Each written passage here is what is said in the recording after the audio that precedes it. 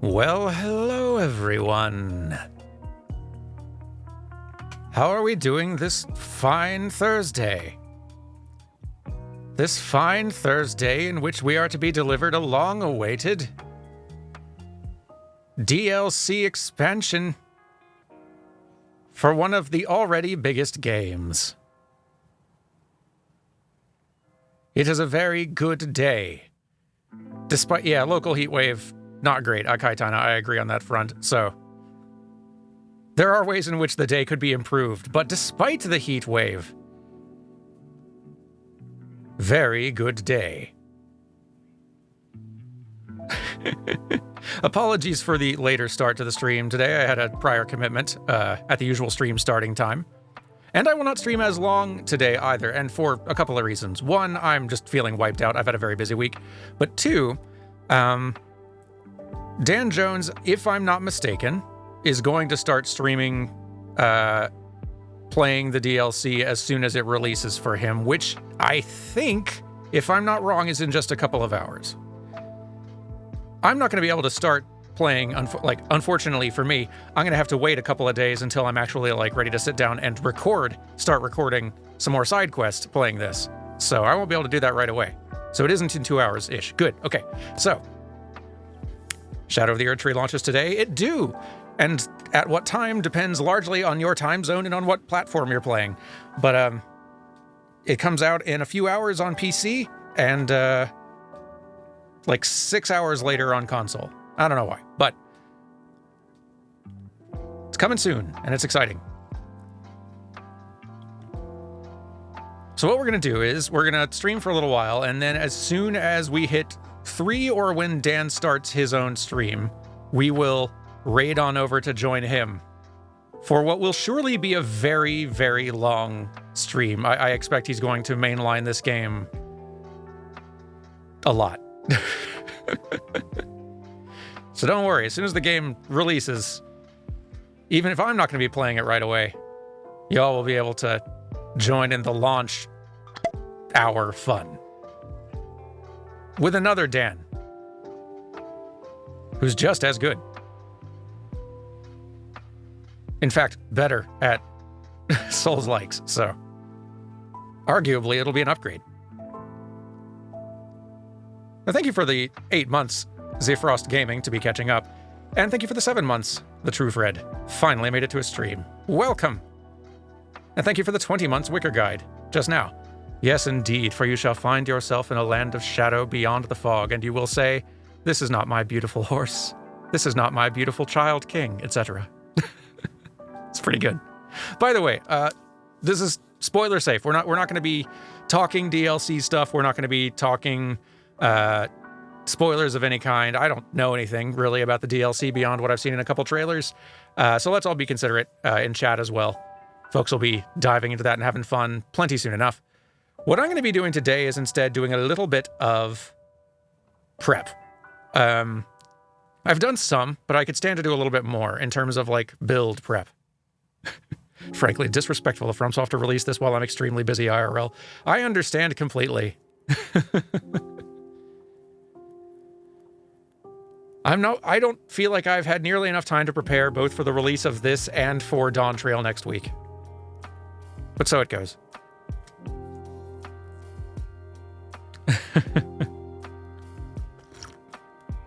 Yeah, I've done a little bit of prep. I've been playing another character only about a third of the way through the game just to kind of be refreshing on the muscle memory and all that. So that's better. But I feel like build could use a little bit of refining before launching in to the new thing.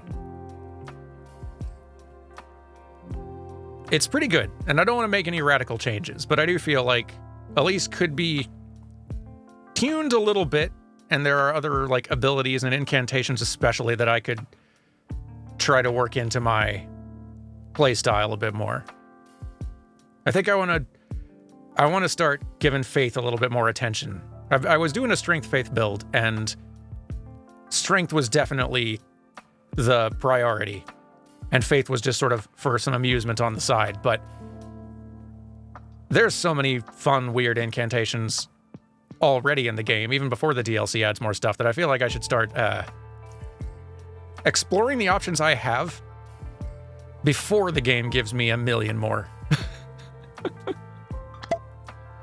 Did we use our new command yet? Hey, Yen, thank you for the reminder. Also, while I have you all here, we have a new little thing here.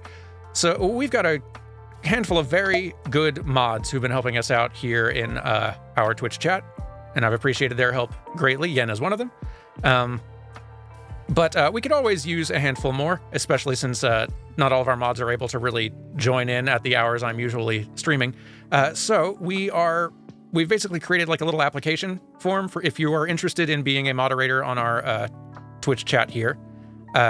We've got a little command thing, and I will try seeing if I can use it correctly.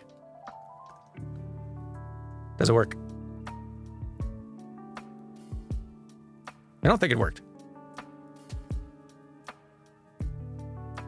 Mod apply, that's right, because I forgot the command I actually added in. I typed in the command wrong. The command works, I don't. Anyway, so if you are interested in being a moderator in our Twitch chat here, joining the little moderation team, if you are joining our streams regularly and feel like you'd love to pitch in that way, then there's a little form where you can apply.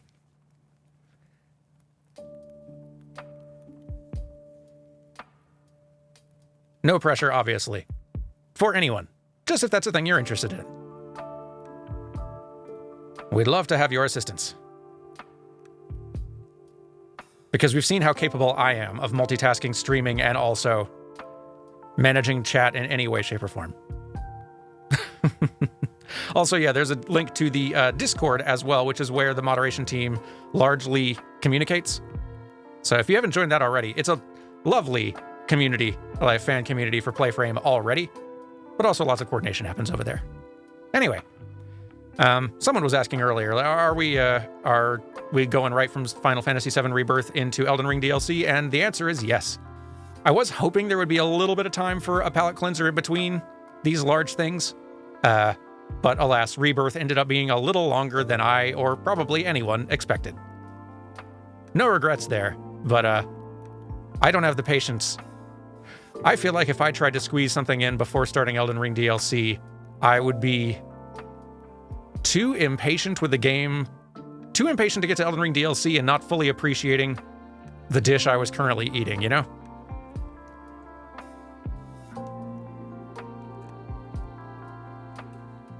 The one I wanted to squeeze in was honestly the second chapter of Deltarune, because the games we've been playing have been longer than I'd hoped, and I kept on hoping there would be room to squeeze it in between these bigger games. It's been a much longer wait in between the chapters of Deltarune than I originally intended, and I need to amend that.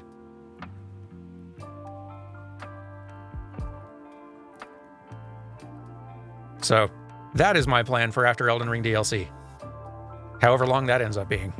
Probably not another 140 episodes, but also probably not 10. Somewhere between, is my guess. How many episodes do I think it'll take? You're throwing out a random 30 episodes? 30 feels like a good bet. If the original playthrough of the full game, which was pretty thorough, took 144, that was the full, or 141. No, I think 141. I believe that took 141 originally. I know this DLC is going to be pretty chunky and also pretty hard, which will extend the length a bit. I think 30 is a good guess. Between 30 and 40 feels right. I don't think it's going to add another 50% to the playthrough. I don't think it's going to be so substantial that it is another, like, half Elden Ring release. But I guess it's possible. I'm going to say 40. I'm going to say 40 episodes is how long it's going to take, which feels bonkers. That's a full-size game. It's a full-size other AAA game or more. But if there's been a trend over the last couple of years, it's been, these games were longer than I expected. Elden Ring kicked it off, and since then it's just been a parade of unexpectedly enormous games. Well, not unexpectedly, but like more enormous than anticipated. Elden Ring, God of War Ragnarok, Final Fantasy 16, Final Fantasy 7 Rebirth. Is there another one in there? Possibly.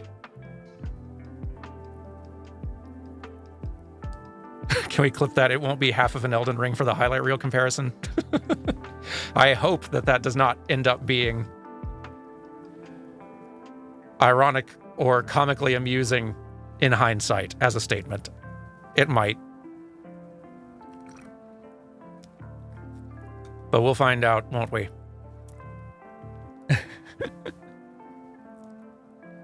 We might also have, if I've done things correctly, we might also have a new merch thing finally for when the Elden Ring DLC playthrough starts. Assuming I've done everything right, and who knows. Are the Wednesday one-offs coming back for the Elden Ring DLC? Yes, I think it is like past time the one-offs came back. I've had plenty of time to build up another little list of games worth including or doing little one-offs of. I've had like enough of a break from them that I have started missing having the slot to put them. And since we, like, dropping the one-off slot has achieved its job of getting me through the Final Fantasy 7 and 7 Rebirth playthroughs faster, as I hoped to make sure that I got them done in time for the releases of 7 Rebirth and Elden Ring DLC, respectively, just barely. Like, it's basically, it's allowed me to finish those playthroughs exactly the week I needed to keep up. But another Crab's Treasure, that will not be one of the one-offs, because yes, I think that does need to be a full playthrough.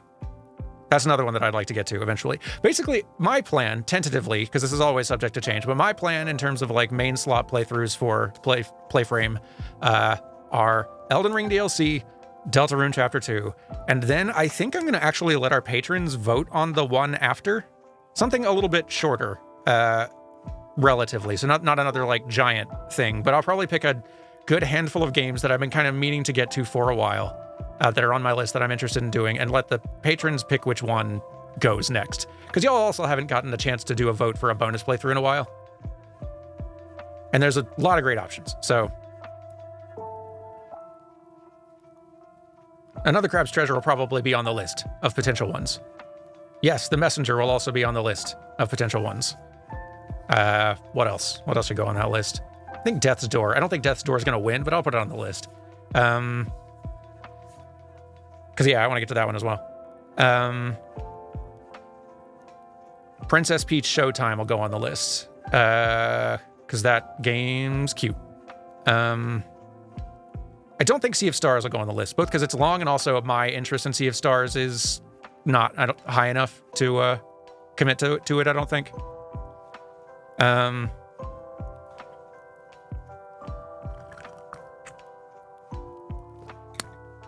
Thousand Year Door Remake. I don't think I'm going to aim to do Thousand Year Door Remake on the channel, since it is effectively the same game, but a little prettier with slight changes. Like, that's...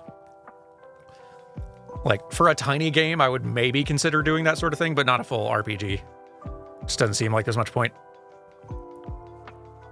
Link's Awakening? That's... You know, I don't know if that was on the list already, but that's a great suggestion. Yes. Link's Awakening would totally go on that list.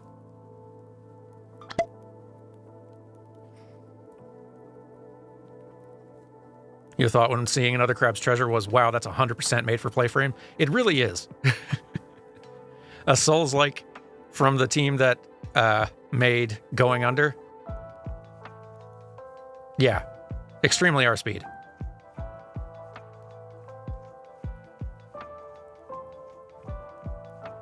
Very hyped for it. Oh, goodness. Look at me slacking and not paying attention. A lot. Goodness. Thank you for the 6 months. Left Hand of. Thank you for the 21 months. Biochemical Bromance. 21 months on the Purple website. Thanks for all the VODs. You're very welcome. Thanks for being here and for subscribing for that long. Very much appreciated. Thank you for the 5 months, Draconth. Shadow of the Erd Tree hype. I know, like, goodness, it's so close. We're almost there. It's today. Thank you for the 21 months. Zephlios. Elden Ring, let's go. On that note, you're right. Let's do go. Let's switch over. So if you've not, even on console, which PS5 is where I was doing my side quest playthrough, and that's where I'll be again. This is the first thing I see upon logging back in now that the patch has gone out. There's been a patch update for the game in general. Even if you don't have the DLC, they've applied a lot of the like little balance changes and other little tweaks and such and adjustments for everybody. And that's live right now if you want to go download that. So there's new inventory features, like new features can be enabled in the display tab. Items obtained for the first time can be marked with exclamation marks. That's really nice. Very good quality of life change, I agree. A dedicated tab has been created to view the items obtained most recently. Also, great choice. Heck yes. This is very good. So, here we are. Don't even really need to be here, but here's been a good place for a little farming and a little testing as well. Like I said, I've been doing a little bit of preparation. Trying to figure out, okay, what style are we going in with? What build are we trying to go in with before we walk into the DLC zone, get handed new toys, and immediately forget all of our plans? And here's sort of what I've arrived at currently. In terms of look, I have found, like, I like this Ronin set a lot. This feels like a nice, straightforward Elden Ring look to start with, along with the little mask hood, which I still quite like. You have to enable those features in the settings. Well, why not? Let's go do that right the heck now. Where do those new features live? Let's see. Mark new items, yes. Show recent items tab, yes. There we go. So if we go in the inventory, and we'll click now over just one to the left, we can see our new inventory features tip. That's nice. And also just all the items we have, or just the most recent items acquired, I suppose. That is so nice. What a nice change. That's going to make recording the playthrough a lot easier, too. There were definitely multiple times when I picked an item up and then went to go read the description only to blank out on what the heck item I just grabbed.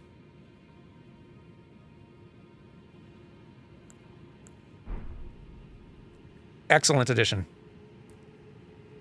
You can now ride Torrent against the final boss. That's honestly not a change I expected, but thumbs up. Do I have Blood Slash on the OG Greatsword still? So, kind of. So, I've been trying to, kind of think on that in terms of the weapons that I want to focus on going in, knowing that they're going to give me new toys and I'm going to switch to those immediately, but still. I feel like... Here, we'll look at stats first, because that's kind of like the baseline we should really start with. So, here's where things sit right now. It is slightly... I've gotten a few more levels since we wrapped up on the last episode, the finale of the original playthrough. Here's where they live currently. Vigor at 50, which is pretty good. I think the next... I think the hard... Well, not a hard cap, but I think the next soft cap threshold is at 60, so we can go a little further with that, but 50 is a pretty decent spot, I feel like, for now. Mind at 28, that could probably be higher, especially since I'm wanting to kind of start leaning into faith a little bit more, but 28, fine for the time being. Endurance at 40, I feel like that can stay there. It may not even need to be quite that high, but I think that can stay there. Strength at 50, also good. That could probably stay there. I think the next soft cap is at 60 for that also, but I'm comfortable leaving that at 50 for the time being. Dexterity at 18 is fine. Really, I just need enough dexterity to equip whatever toys I'm wanting. Intelligence at 9, I think intelligence on Elise here is a lost cause, and we will continue to treat it as such. Faith is now up to 37. I think I left it at like 33 in the finale. That's what I want to start putting more points into. Getting that up to like 40 or 50. So I want to start toying with those more. Arcane at 15, that might get a few more points depending on like spells and equipment we pick up, but I feel like points would be better spent on faith or mind sooner. Probably. For the most part. Our hero did not read books and will not start now. Exactly. Vigor at 50 almost feels too low for some of my builds, but that could be due to the light armor. We do go pretty heavy on the armor here. given all the strength. But, yeah, I would not be surprised if I end up cranking Vigor up to 60 before this DLC's done. Especially if the bosses get hard, and, you know, I have a suspicion that that's where things are headed eventually. So then, looking into equipment here.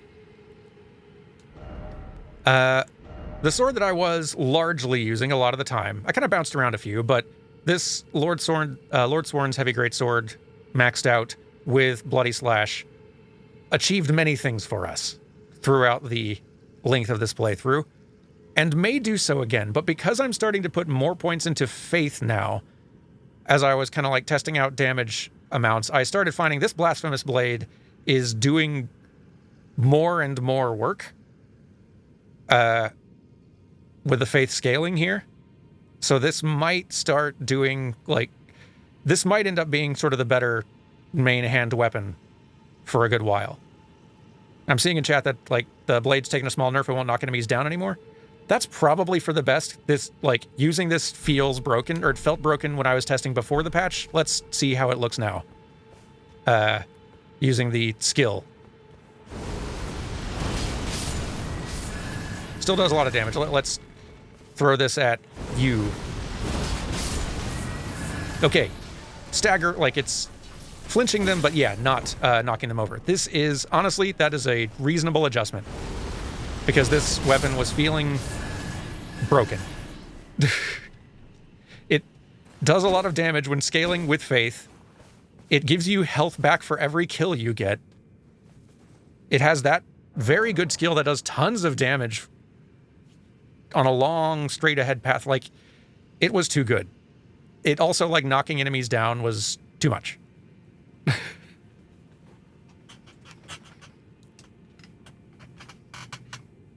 Apparently you could stun lock Millennia with it, and I'm a little bummed I never tried that on my own. So as one who did try that, that didn't work consistently in my experience, but it did definitely help. She didn't like to hold still to get hit by that very often, is the thing. Some alternatives, though, some other options. Like, I'm still going to be, even with the nerf, I'm probably starting out with this one. Like, it's a heck of a creepy weapon, but darn if it doesn't do good work still.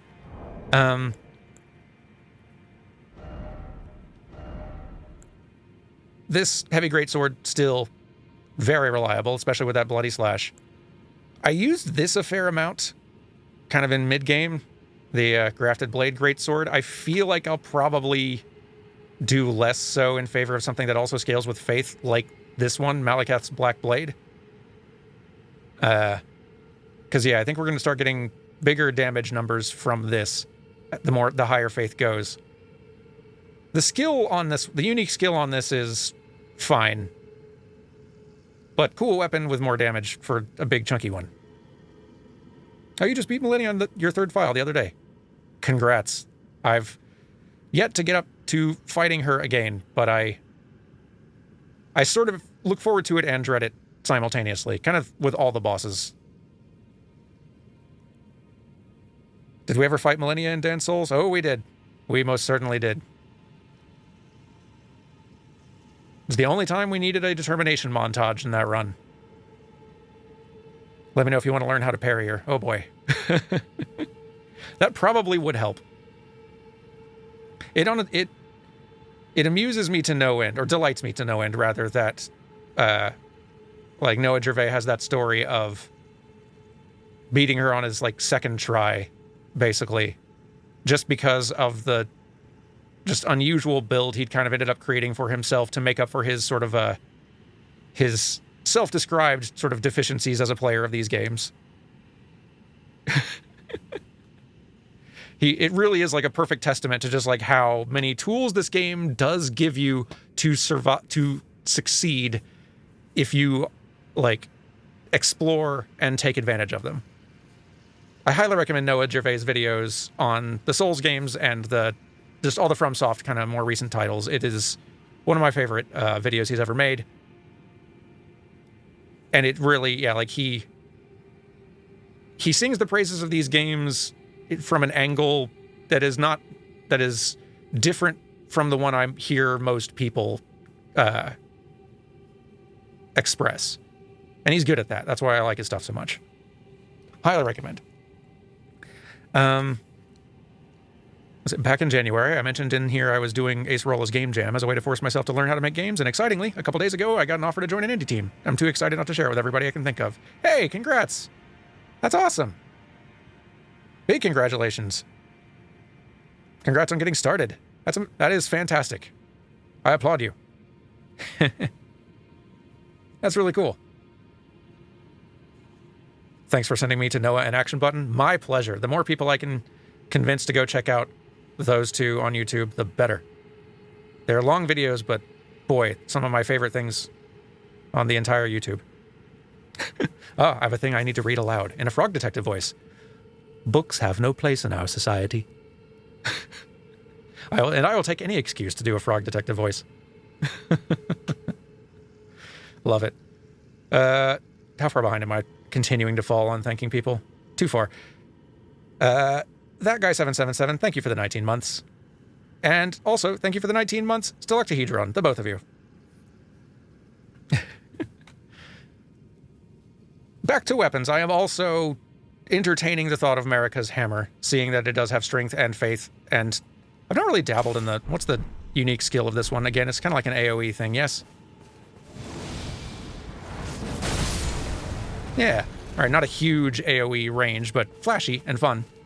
Could be a neat option to pull out if something is particularly weak to holy damage or whatever. That Action Button video on my summer game was enthralling, right? It amazes me how... I think maybe my two favorite videos, my two favorite Action Button videos are for games that I'd never heard of before those videos on them. Just they'd never been released in the West. Never gotten an English localization. And I cared deeply about both of those games by the end of that video. Extremely good. I'm sticking with the Clawmark seal because my strength is still so high. I kind of did a little bit of testing. I leveled up some of the other seals a bit, just since I knew that a bit. To nearly max, just because I knew I'd want to try out some more incantations. I'm still finding that my spells are doing the most damage with this seal because of my strength stat being so high. As faith goes up, it may be advantageous to swap if there's another kind of incantation I'm doing more of. But, for now, Clawmark Seal is still doing it for me. Still doing the most numbers. But yeah, what I was kind of experimenting with the most was just testing out different incantations and spells. What I was doing in side quest was effectively... What were the ones I was using almost exclusively? Like, I had my kind of short list. I had... Cleanse Me... Flame Cleanse Me for dealing with poison and rot, which it did great for. Honestly, that should stay on the list. I feel like I had another buff I occasionally used somewhere in there where needed. Maybe a heal. I don't think I used the heal incantation almost ever. But the rest of the time, it was big dragon breaths all the time. And big dragon breath is still a grand thing. I still have rotten breath on here, and it will probably stay here. I might put dragon fire back on as well. Because sometimes you just want to clear out the entirety of everything in front of you in one move. And these are great for that. The thing is, they also just empty your FP, which maybe is not always the most efficient.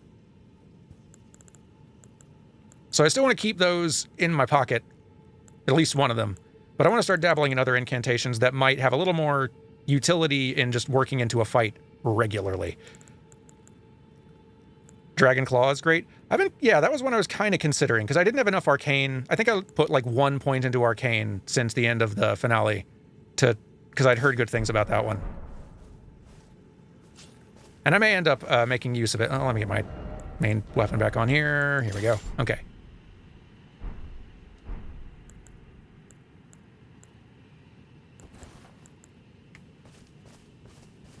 Because, yeah, like... pretty good. I like that it does have some, like, splash damage range on it. Can you charge it up more? Can't tell, but good damage on it.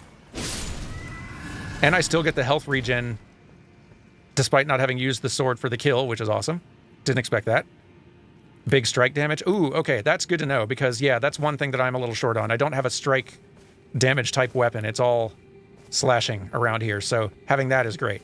I've also found, since I'm using the bestial, what's it called? You know, seal. Stone of Garank does work. Like,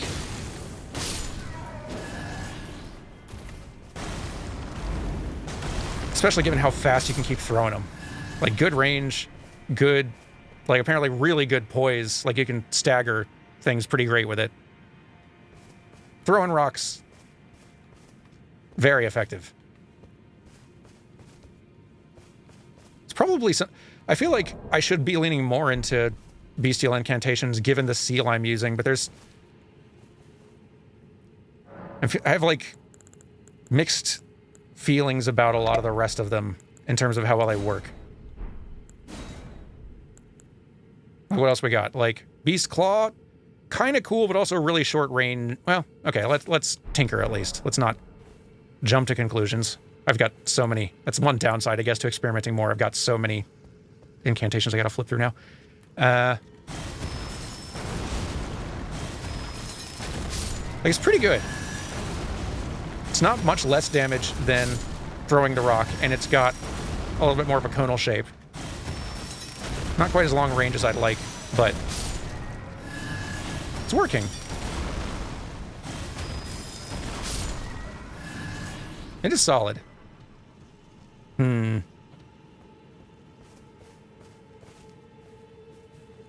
Does any of the Crucible stuff work with your build? I think some of it could. I feel like I did consider Crucible options a little bit. Let's... I think the tail one is the one I was most interested in. That one felt like the most useful for clearing out some space. What are some of the other beast ones? Like, Pest Thread's also good. I just am so annoyed at getting hit with it at all the times I've been hit with it. Them using it makes me upset. Beast Claw, I didn't like as much as some of the other, like, surrounding you AoE damage spells, even though this one will probably do more damage given the seal I'm using. Sling was okay as well. Horn hits like a truck. Maybe I should give, like, Horn does do some good damage. I should maybe give that one another look. So, like, tail move, slow coming out, and not the most range, but, like, good damage and stagger. That was with, like, a hold. Yeah, it is still pretty slow coming out. No. Don't. Yeah. Get out of here. Shoot. Man, that health kickback for every kill is wild. The sword still feels a little out of control. Have I considered bubbles? I haven't really. I feel like... Discus of Light, only 3 FP, great damage for the cost, huge range. Isn't that the one that also requires intelligence, though? Well, let's look at that, because I've heard others sing the praises on that one, too. Maybe I should... Yeah, I need a lot more intelligence to use that one. 23 is more than 9, I'm sad to say. I'm not very smart, but I'm only 9 smart, but that's just smart enough to know that 23 is more smart. Wait, oh, you're right. I'm looking at triple rings. Okay, where's Discus? You're right. Okay, I was looking at the wrong one. Did I never get Discus? Did I never find it?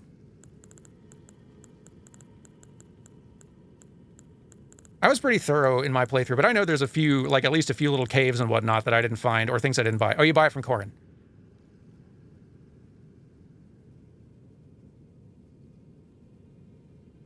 Oh, it's at 13 intelligence anyway. I kind of still want it, honestly. Is Corin still alive? Corin's still alive.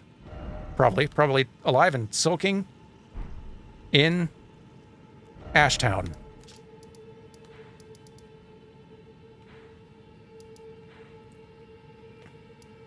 Let's go give him some business and cheer him up.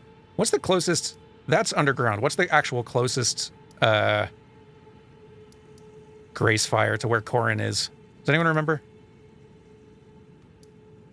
Might just be that one. Might just be that one.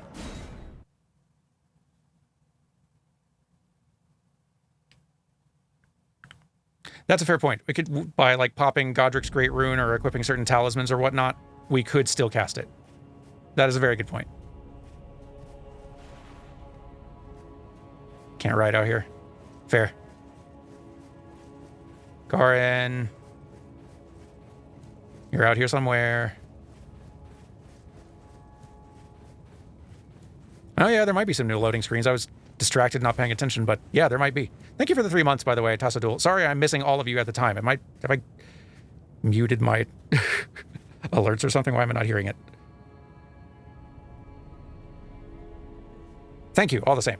Corrin, where are you? I've missed you. You're up this way. That's right. What the heck is it? How did I just... Oh, there you are. Dead now, I guess.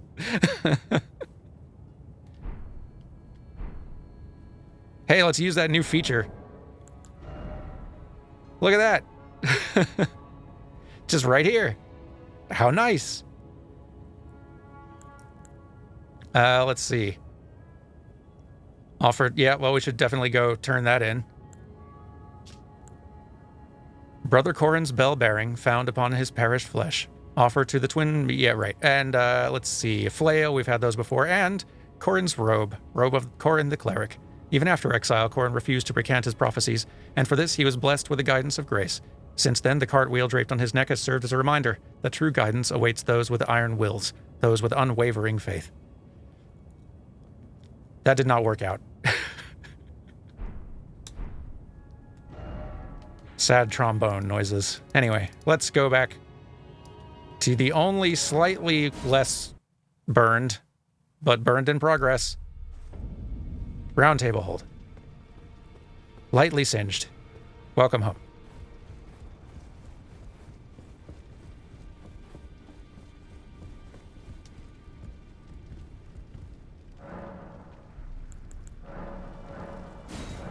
So... Wait, no, there it was.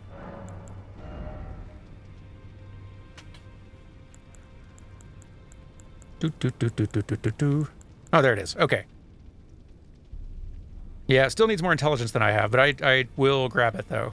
One of the incantations of the Golden Order Fundamentalists produces a ring of light and fires it forwards. The ring of light returns to a position close to the caster before disappearing. Incantation can be cast repeatedly. A gift from the young Mikola to his father, Radigan. I remember hearing about that lore. Yeah, okay. We purchase, and why not? Sometimes you just buy things to have the item description in the inventory for reading later. Did that leave the stove on? Maybe.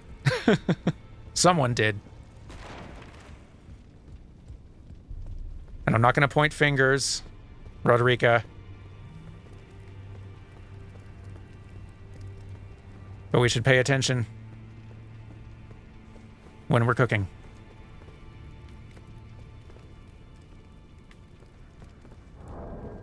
Also good as Frozen Lightning Spear, but you got mad about that one for being too many elements. Let's examine some other options here. Now I'm hearing the alerts. Goodness, that was loud. Thank you for the 10 months, Rebels Without Applause. Hey, it's my favorite game from a 10-month anniversary. Yeah. Oh, boy, it's good being back in this. I can't wait to start wandering around new places. So yeah, let's look at some more options that don't have a little red X in the corner. And explore some possibilities. Here, let's go where we can actually use them somewhere. I'll just go back to where we were. That was a good testing space.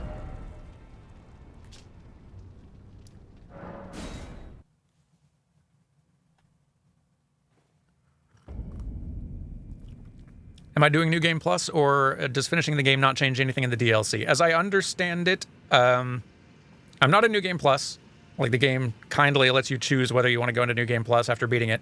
I chose not to just in case, so that I didn't have to go into a harder version of the DLC.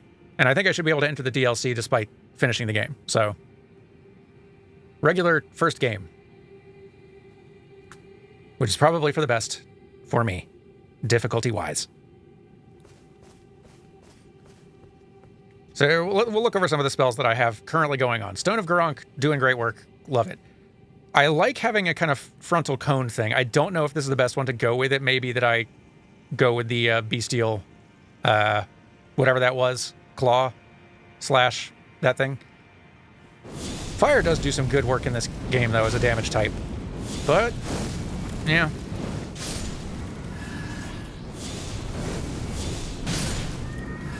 Although it does look like if you hit the same enemy with multiple fireballs, only one of them counts. So that's worth noting.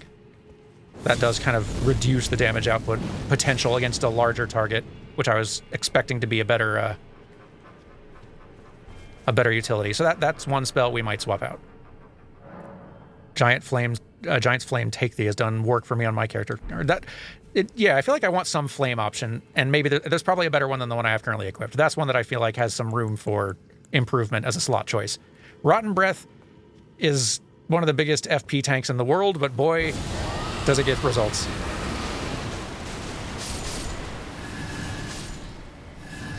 Just being able to get that on a boss and then, chip away at their health with Scarlet Rot while trying to survive. It has worked in the past and will do again.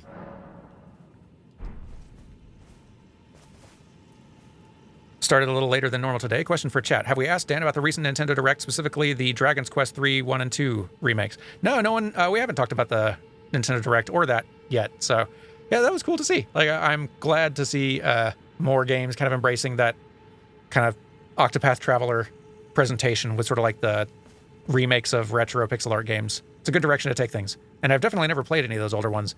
I don't know if I've not had tons of interest in playing old Dragon Quest games before. But I don't know, maybe I should dabble at some point. I've seen fighting game fans losing their minds over the re-release of Marvel vs. Capcom 2. Same. Seeing not just the release of that one specifically, but so many of them, and also with all of these updated high-res renders of character art and stuff like that are now available online for the first time. Apparently those people are eating well right now, and I'm very happy for them. Let's see. Ancient Dragon's Lightning Strike seems like a very fun one to have as an AoE. Lots of damage on every strike. If you could get multiple hits on a boss with that, that's several thousand in one go. That's a big if, depending on the boss. But against a big dragon or something, I could go good.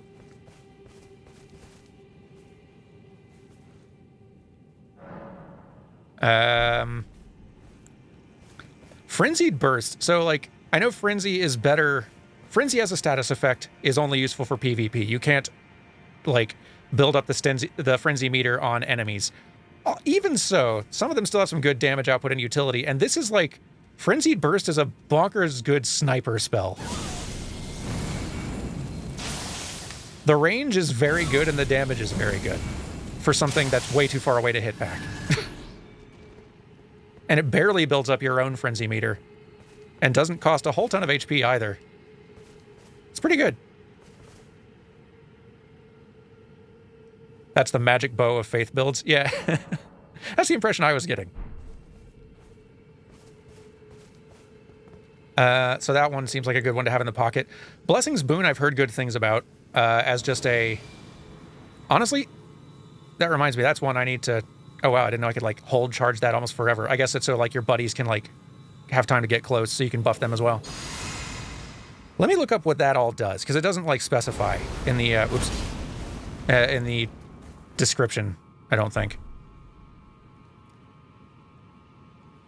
Blessings Boon Elden Ring. So, Wiki, help me. Okay, this is a regen. Regenerates 8 HP per second for a minute and a half. Not bad.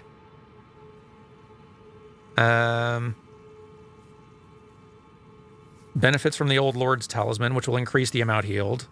Stacks with the Blessed Dew Talisman.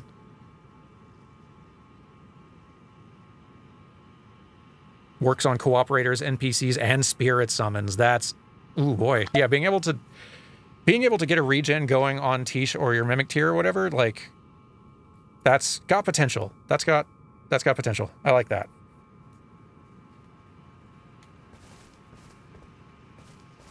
You love the golden murder frisbees? I could see loving the golden murder frisbees. Elise is just too stupid to use them.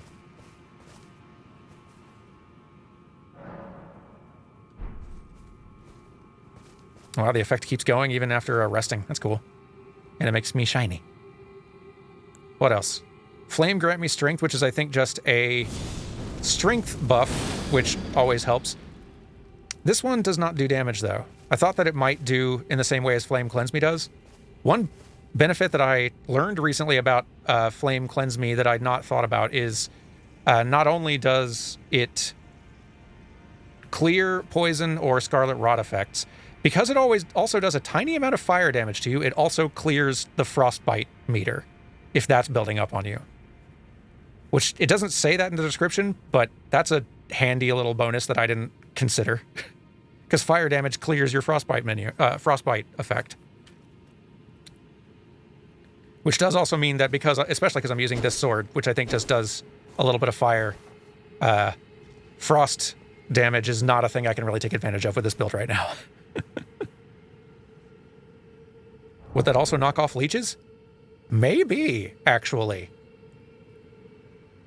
I will have to test... When we get leeches next, which is, boy, what a FromSoft sentence to say, we should definitely try setting ourselves on fire.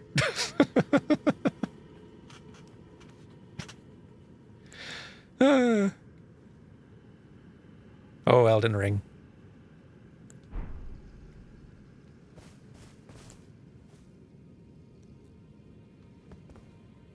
Let's see. And anything else? I think that's everything I have equipped right now. Let's explore some of our other options, though.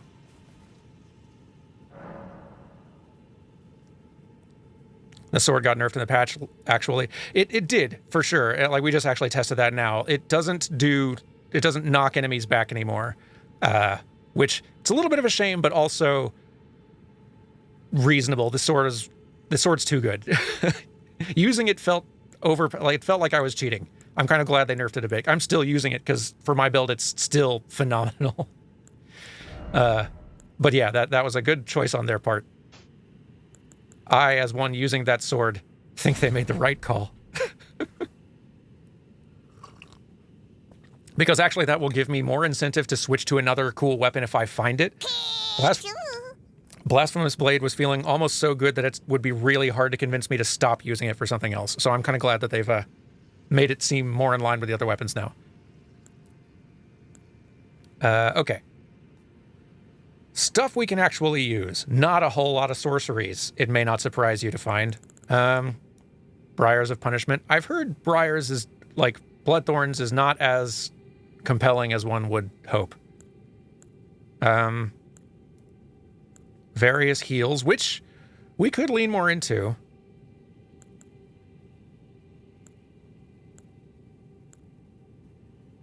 That could, in theory... Because, like, Urgent Heal is really fast, at least, right? I know there's at least one heal that allows you to keep moving a little bit. I've still got more Estus flasks than... or more healing flasks than FP ones, but we could alter that balance a bit if we were using a spell for healing mostly instead.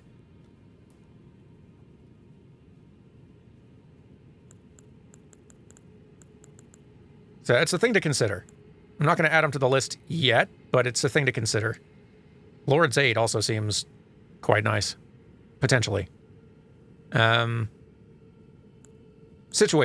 Like, the nice thing about having more faith is that, like, we can kind of treat it like wizards in D&D, right? Like, I don't need to have my full kit of spells all the time.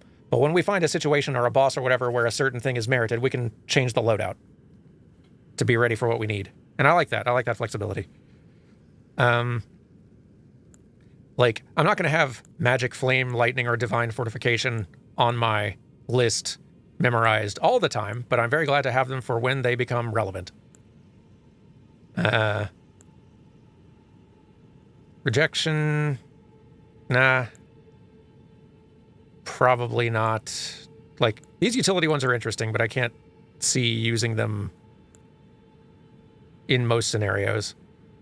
Golden Vow, increase attack and defense for self and allies. That could be worthwhile. I don't know how much. I'll need to do a little bit of research into like how much of a buff does this do and for how long compared to some of these other buffs.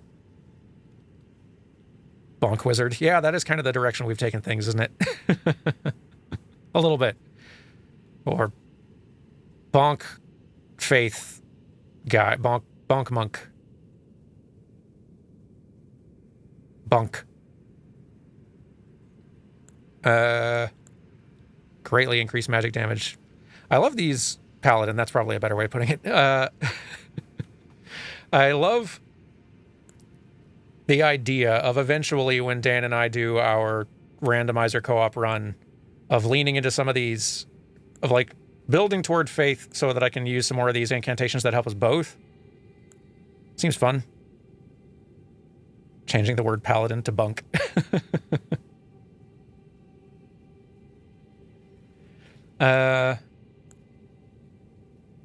Wrath of Gold, Golden Shockwave that knocks back foes.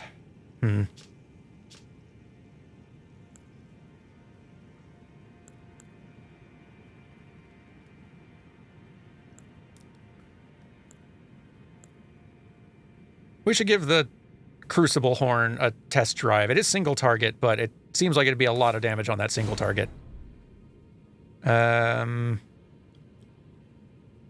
more faith than I got.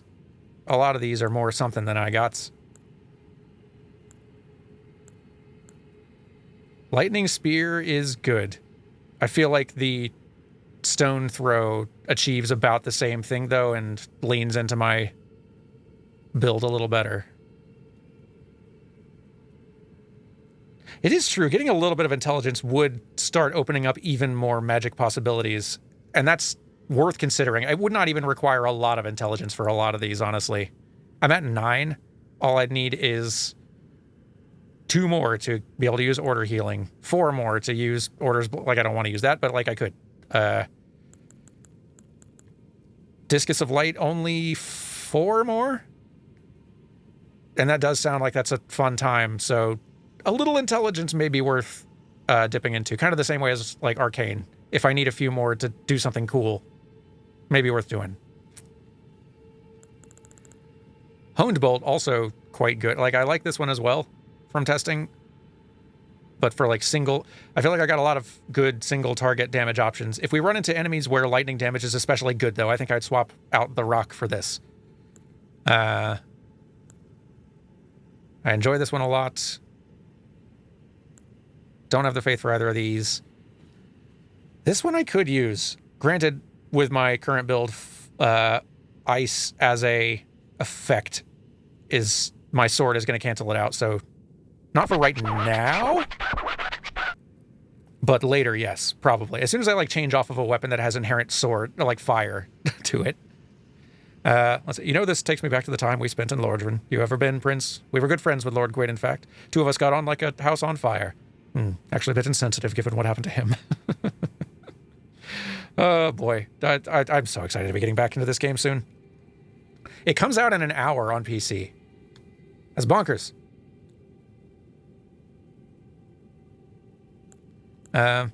If you cancel out the ice effect, you get to build it up again and get the damage burst similar to bleed.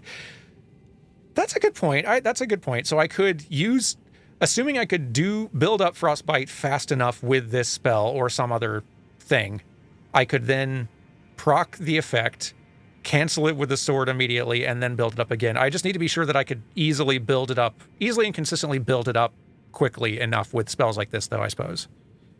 But that's true. I'd not considered that possible. That's worth a test. Let's see, like, how fast does the effect build on these guys out around here.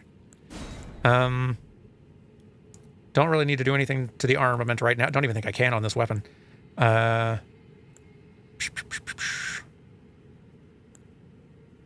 Let's find... All right, don't have enough faith for that yet, but let's try this one out. Let's try another fire spell, because I don't know if Flame Fall Upon Them is quite what I'm needing. But Giant's Flame Take Thee could be it. Let's try a few of these. So, Crucible Horn. as a single target damage option. Let's try to not horn attack ourselves off a cliff. Does stagger very good. But let's see if we can do some of this damage to something that's not guarding. Well, like that one. It's pretty good single target damage, that is true. And, like, yeah, the stagger is very consistent. That is pretty good. I actually, now that I'm using it, I like the use of that better than the tail. Just since the tail, like the charge up time and the range on the tail, it doesn't... Feels like I'd be taking a lot of hits trying to use that. That, I could see that making its way into the arsenal.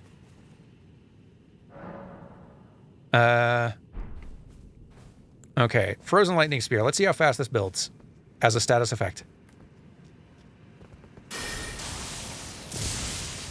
Ooh. That is good damage, though. Wow.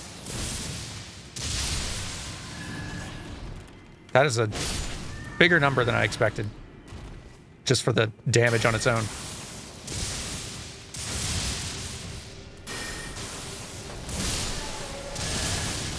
Come on.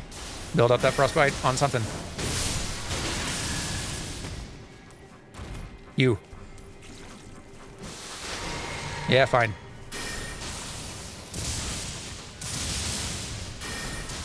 Could be that they're very resistant to frost or whatever, but seems to be not building on this super fast. Yeah, I think that might have been the proc of frost that killed it, but that builds up a little slow. I'm keeping that thought of the utility of a frostbite effect that I can cancel and reapply myself in mind in the future. I like the thought of that. It would be easier to tell on a boss, you're right. I may test that more later. Especially, like, there might be a better spell for applying frost. Maybe not one that I can use as a faith build. It seems like that's more of an intelligence type spell, but there might be something to that. How does Giant's Flame do?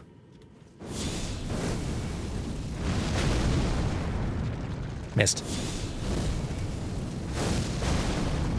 That is pretty fun. I like having kind of a faith equivalent of the Comet of Haima, or whatever the intelligence equivalent is. And yeah, you're totally right. Yeah, and it might just be that these guys here are just resistant to frost. Giant Fireball's pretty fun. Given that does have AoE damage as well, I could see that probably being the fire option instead. So yeah, there are definitely aspects of each of these that I'm quite liking. It's a fun experiment. Like, I'm glad I'm starting to put more points in Faith, just because there's so many toys. So many incantations. Whirl of Flame is also... I want to test that one again, because that one, like, seems like it did kind of surprisingly well as a single target thing. I like these reasonably well.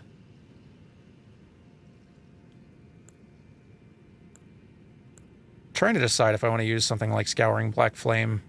Let's see what happens.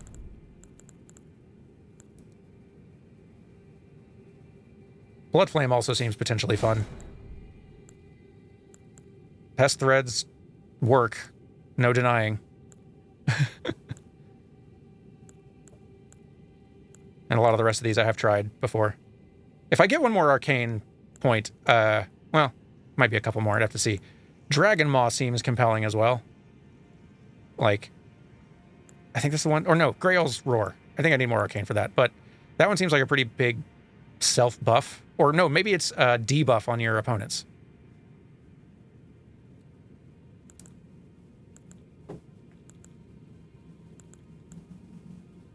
Blissicitax's Ruin I also like. That might also get a slot. It's kind of ridiculous, though. And you're right. Let's use some talismans in a minute to, like, actually try using some of them. That's much cheaper than actually investing a level. So Whirl of Flame is kind of interesting in that it's sort of like a stream cast in front that on a single target can kind of build and could also hit everything behind it. Interruptible, as you can see, but still. And you can change target as you go, which is kind of cool, but I don't think I like it as much as I like some of these others. Ow. No. Stop. How does this one work?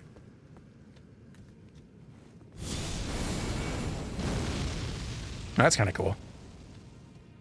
Clearly very vertically dependent. Very. But,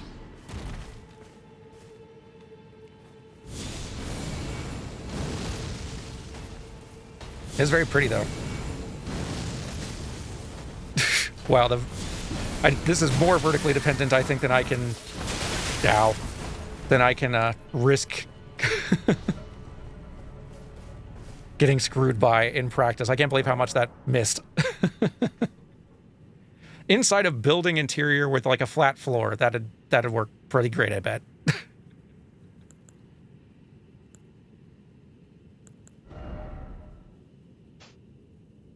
Oops, got rid of the wrong one, but that's fine. I'll figure out the full build later.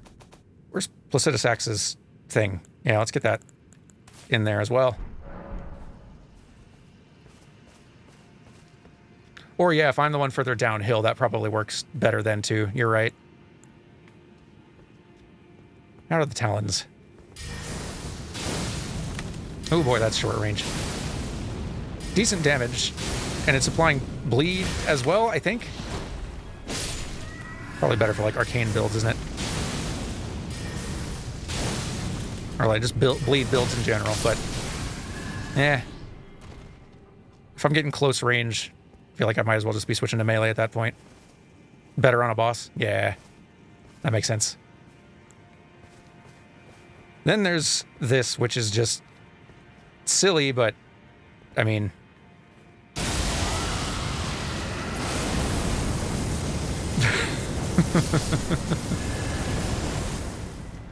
fun.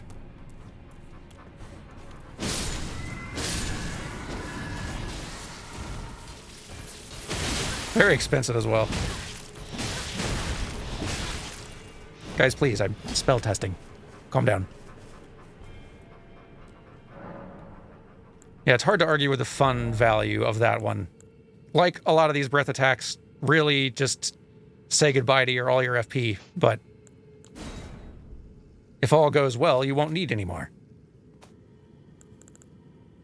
So let's see. We need to equip some stuff to buff our intelligence and our arcane to try some other things. Let's do that quick, like.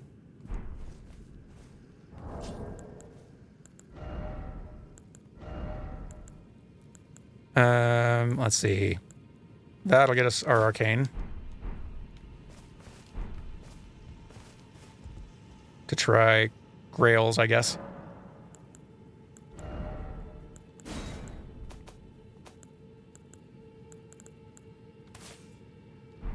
Which again, I think this one's not a buff for you, but a debuff for everybody around you. I should look that one up too, I guess.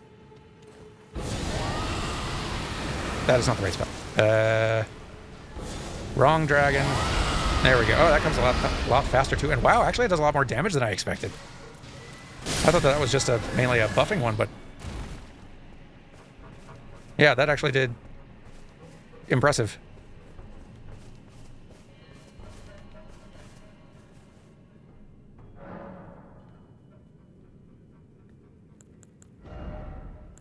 So getting a few more points in Arcane may be a worthwhile investment. Was there another Arcane one that I needed to look at?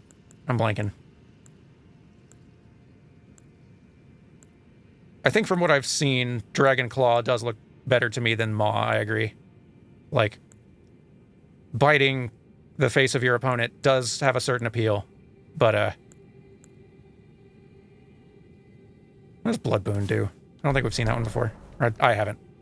Claws double cast? Oh, that's very nice. Okay, yeah, that makes sense.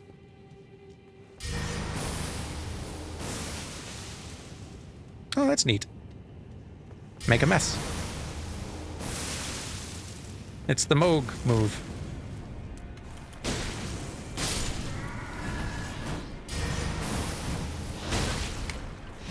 Bit of a long cast. I guess I was charging it. Kind of a little nice for crowd control as well. And yeah, there it procced the bleed effect. That's pretty cool. Having a little more arcane to open, like, a little more arcane and intelligence may be worthwhile on top of throwing points into faith, just to expand our range of options even more.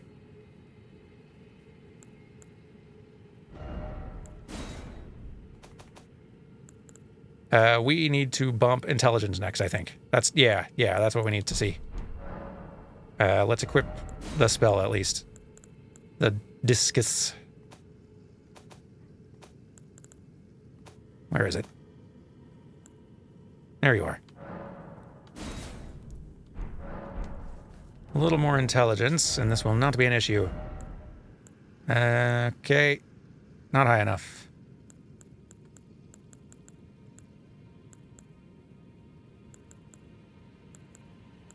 There's some other hat that'll bump intelligence a fair way. Where was it? There you are. Okay. So with that... So if you hold this one, it does that. If you're just, like, tapping... Yeah, you can just keep those flying, and they come back to you. Ooh, okay, and they... Boy, yeah, very little FP spend on that. Let's, I'm expecting less damage per hit, but, like, if you can just keep flinging them, that's still a lot of damage per hit, actually. Yeah, and you weren't kidding. That adds up really quickly on a single target.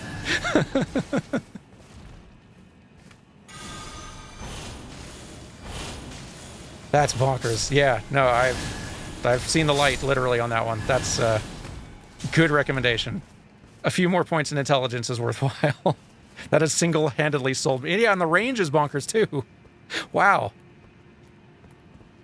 Like, how far away can we hit something with this? That's got to be too far, right? Okay, it's just barely too far, though. I may not need the frenzy snipe at that rate. How close do I need to get here? It's really far. And the return trip and everything, really wacky. Yeah. The delayed return. Oh. Alright, Frenzy Bullet, still slightly longer range. Even so. Yeah, that's amazing.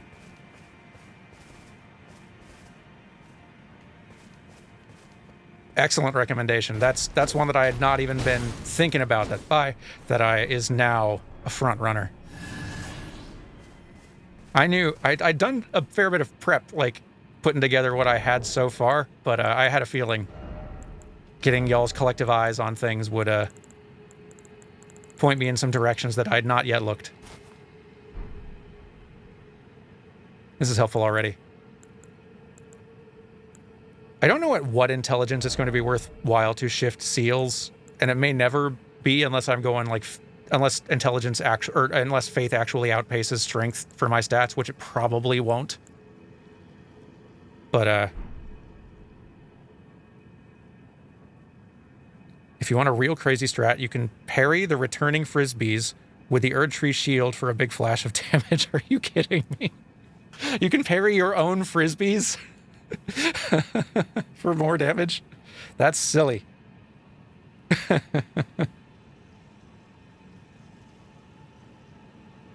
Amazing. I would have recommended the Envoy's Longhorn, but they heavily nerfed its weapon skill. Sad toot noises. I never got that one to drop, but I never really tried super hard.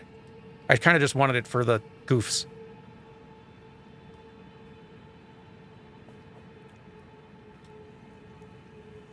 Yeah, I'm wow, Discus, I'm a convert on the on the Discus. That's very good. Who made that? That one was Mikola, yeah? Mikola knew what was up. Excited to meet them, maybe.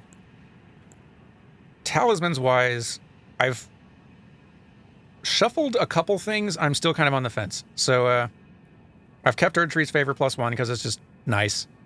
I've also kept the Dragon Crest Rate Shield Talisman for the physical damage negation, which is swappable for other damage negation types, I think, depending on the situation. I previously had the Arsenal Charm and... what was the other one? I forget what the other one was. But I don't need the Arsenal Charm to keep a medium roll unless I go to some way heavier weapons. So it could come back. Putting on the Phlox canvas to boost incantation, strength, and Shard of Alexander for increasing skill use on this sword attack has seemed like a good call. This is the one that I'm kind of like most maybe on. You can get a favor +2 in Ashtown. Really? Is it hard? What do you have to do to get the Erdtree favor +2? It is hard. That you said that you put hard in all caps concerns me.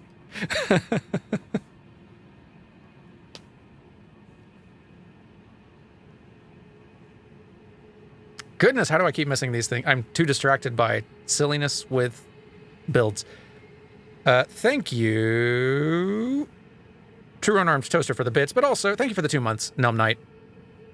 2 months, that's a start, and I know I'm going to get my butt kicked in the DLC. Aren't we all? I can't wait.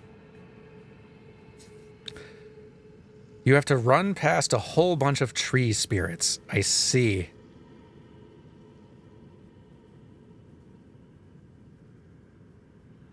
Three tree spirits at once.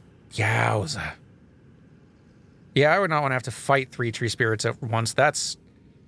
I mean, like, I'm sure I could eventually pull it off. For goofs, for laughs, let's go see how scary this is.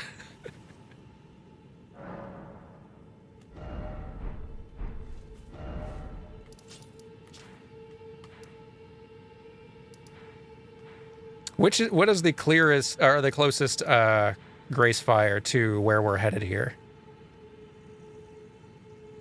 Spend those runes first? That's probably a good idea. Forbidden Land, Side of Grace, apparently. Okay. That's the... Further, other way. That one. Okay. Yeah, I never came back out this way once it was the Ash capital.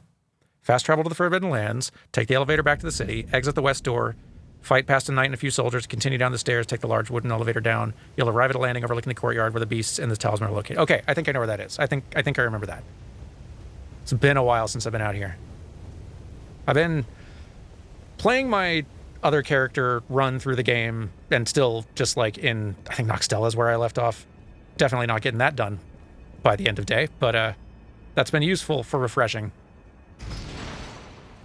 Wait, it's further than this elevator, isn't it? No, it's up this elevator and then further out. Yeah, okay. I remember now. I've also been just like watching a bunch of Vati video lore summaries again, just to try to refresh on everything. It's been nice getting back into it. The build on the other character, I've been trying just kind of like the opposite thing, just like dexterity, intelligence, which has been fun, seeing how the other side lives.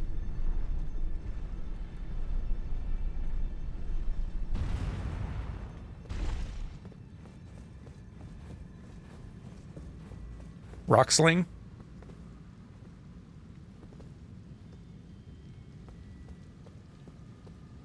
Rock Sling makes Discus look weak. I do have Rock Sling, yes.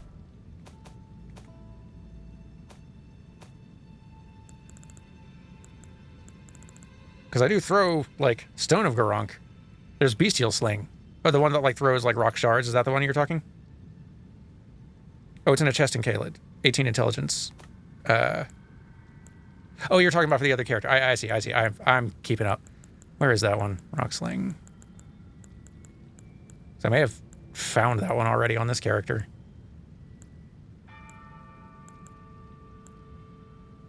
Wait, yes. Okay, yes. I've already been getting results. Especially given I'm like kind of mid-game where the Meteorite staff is just like easy, maxed out scaling sorcery casting, especially on gravity magic. Rock Sling's been doing work. Yes.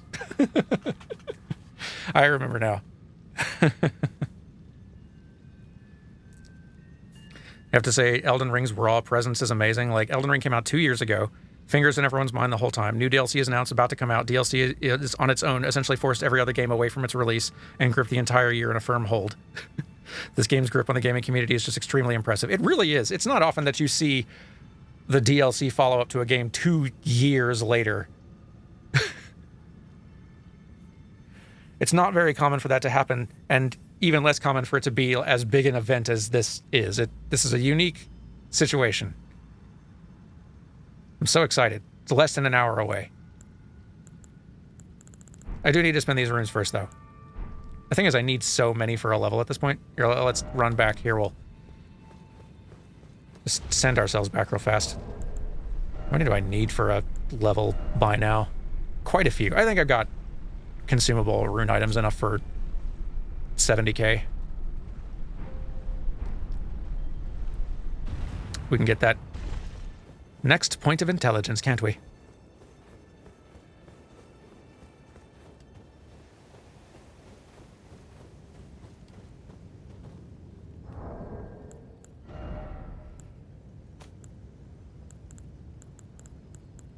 For some reason, I feel like I don't... It's stupid, but I feel like I don't want to get rid of... Don't want to completely clear out any one... I guess I already have on some of them. I don't want to clear out any one kind completely, right? For some reason. It is not sensible. As an instinct.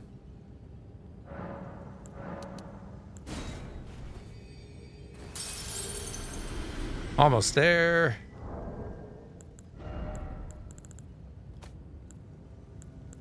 Eh.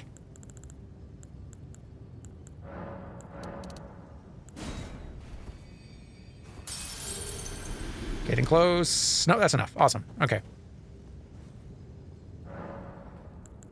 I know there were plenty of people during the original playthrough who were, like, baffled that I was not spending more of those to be getting levels more frequently.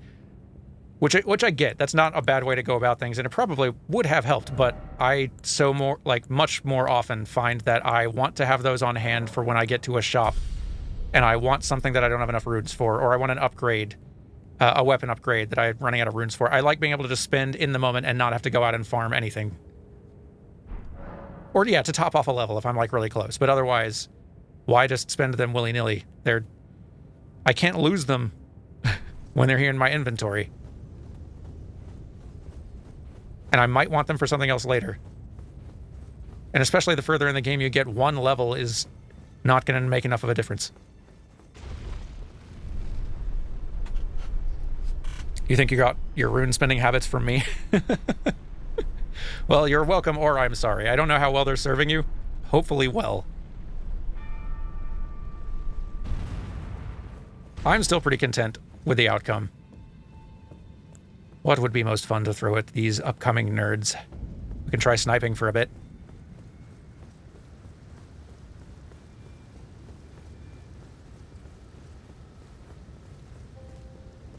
Yeah, I don't think I came back up here once the dang capital burned down.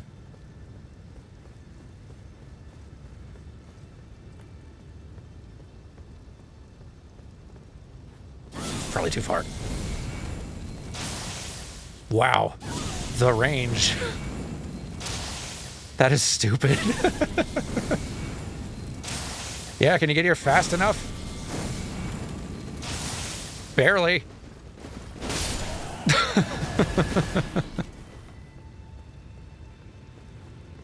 Not the place you want to spend that much FP all the time, but boy. Yeah, fair fight. Checks out.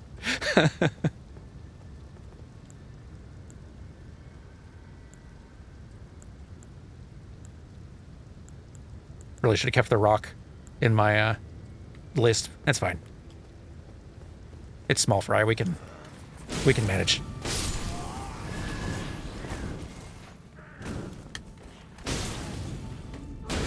No, come on. You also, come on.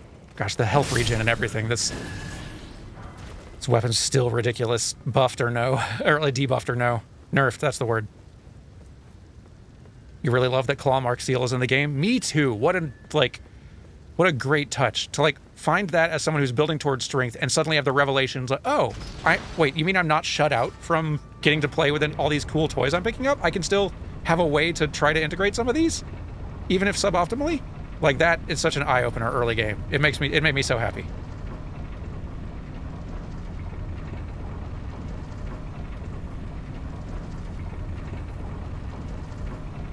Man, I love how much customization and flexibility Elden Ring gives you.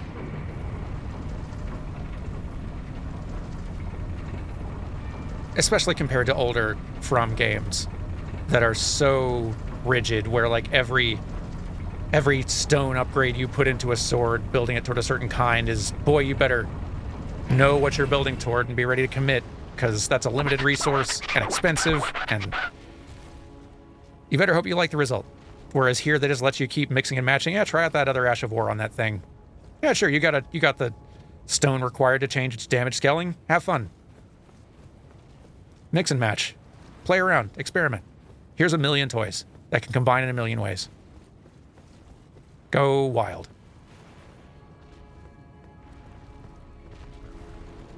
I see. So I see one, and some more are going to pop up. You want to try a new build? Here's more than 20 larval tears. Do whatever you want. Yeah, exactly, yes.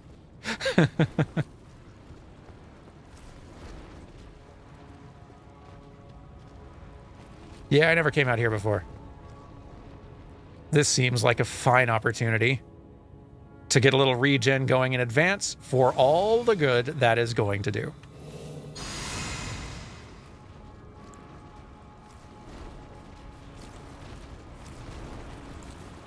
So if we just hug the right wall, is it?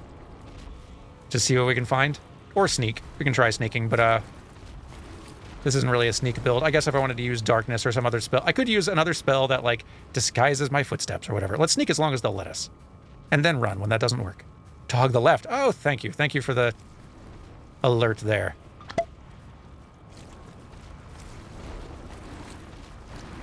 Yeah, don't know if the sneaking gonna work when you're that close. Nope. We run.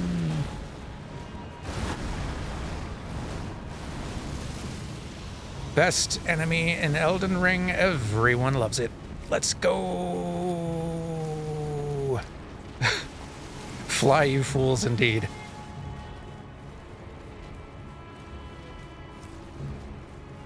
I'm behind a building. You can't see me. No object permanence on this thing. I'm invisible. I'm a ghost. I'm StarCraft Ghost. You'll never find me because I was never here.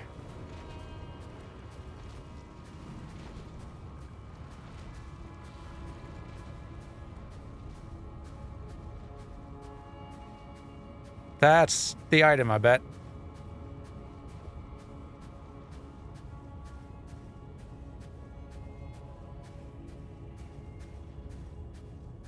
Was I just not found? Seems like, so far, I don't... Things seem to have gone okay for me so far. I do not expect that to continue. I think as soon as I start kind of tiptoeing toward that little branch, things will pop off.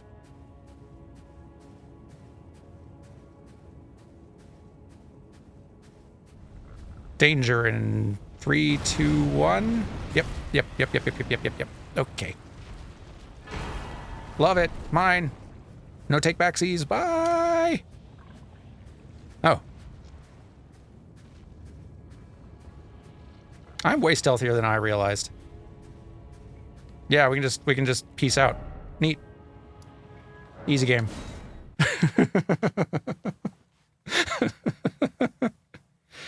Doggone it, I love Elden Ring and From games. I'm so happy we're about to get to start doing a side quest run again. It's been so long.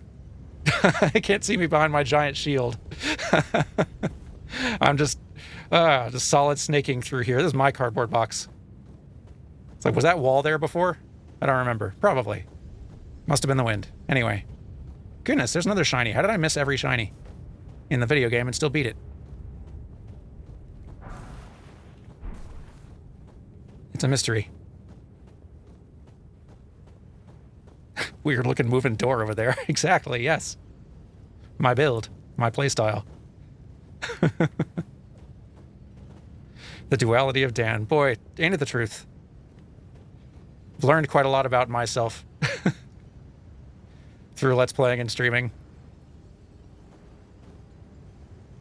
These are things you don't really learn about yourself until recording it and having others spectate and observe trends in your style of play. and tendencies. You learn a great deal. We are a half hour away from this game being here. How wacky. So again, we're not spoilers talk on anything, but to just double check confirm, my understanding is that to enter the DLC, you basically just go to Mohg's boss arena, right? If you can get to Mohg's boss arena and have beat Mohg, that's where the entrance is. And that's about all it is. It's the egg? Yeah, okay, that's what I thought.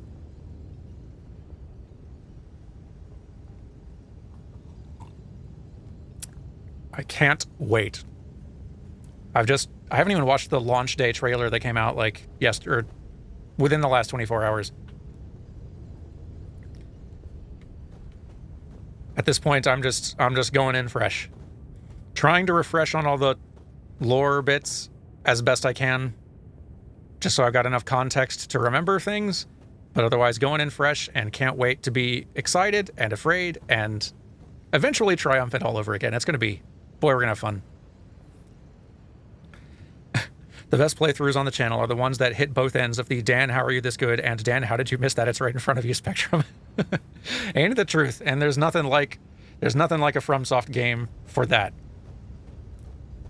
I've never done a full playthrough of Sekiro after the side quest one, just because I haven't felt up to the task of getting good at that again. But I guarantee if I got to Sword Saint Ishin again, I would not beat him in second try. There's no way. That was a very lucky attempt.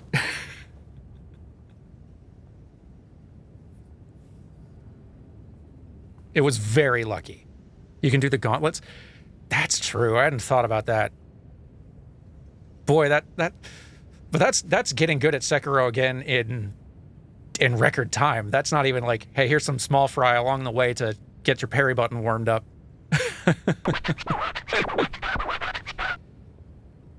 That could be a fun stream sometime, though. I do get the Sekiro like kind of itch from time to time. I had such fun with it. I know we've been streaming a lot of Pokemon, but every now and then I do have the thought of like, it'd be fun trying to do a completionist Celeste playthrough, which I've never done. I've only just beaten kind of base game. Or I definitely need to do a stream of relearning how to play Monster Hunter Iceborne, because Dan and I may get back into that.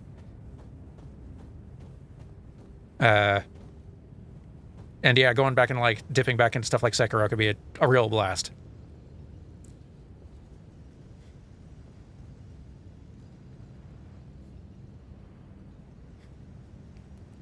I did not have amazing RNG on the Ishin thing. It just went very solidly.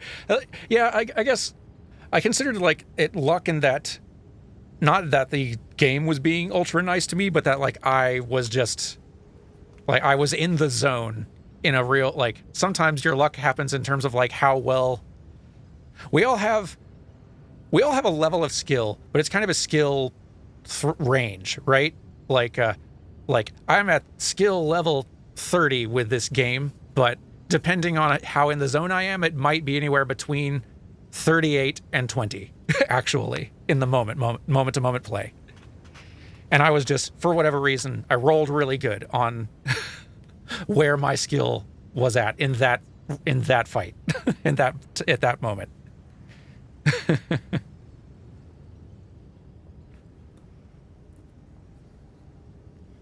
Have I given a rough window on when to expect DLC on the channel? Yes, it will be pretty much right after the conclusion of Final Fantasy VII Rebirth. So, in fact, I can give you a date. I think it's July 1st, literally. I think July 1st is when Elden Ring playthrough will continue. Let me double check that. Yeah. So next week will be the conclusion of Final Fantasy VII Rebirth, finally, because that was a long one.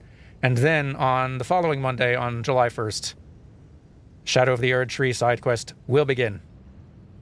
I'll be starting to record that this weekend, probably. I am so excited. It's going to be hard not watching. Like, we're going to go raid Dan Jones as soon as he starts playing it in about a half an hour. But I will not be staying to watch, because I am not getting myself spoiled on nothing. I'm just excited. Oh, thanks for the hydration reminder. I've been talking a lot. Classic raid and run? Yeah, exactly. There's that much rebirth left. It's a big game. It's a big game. That last dungeon is long, and there's a lot of, like, the last dungeon's long, and the story scene quantity ramps up a lot toward the end, as they do. I'm staggered at how big that game is. We've had some very, very big games in the last few years. Just extremely, like, they would feel incredibly generous even at like an $80 price point, which some regions have to pay or higher.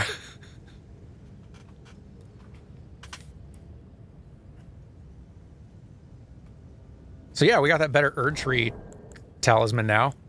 Should wear that, huh?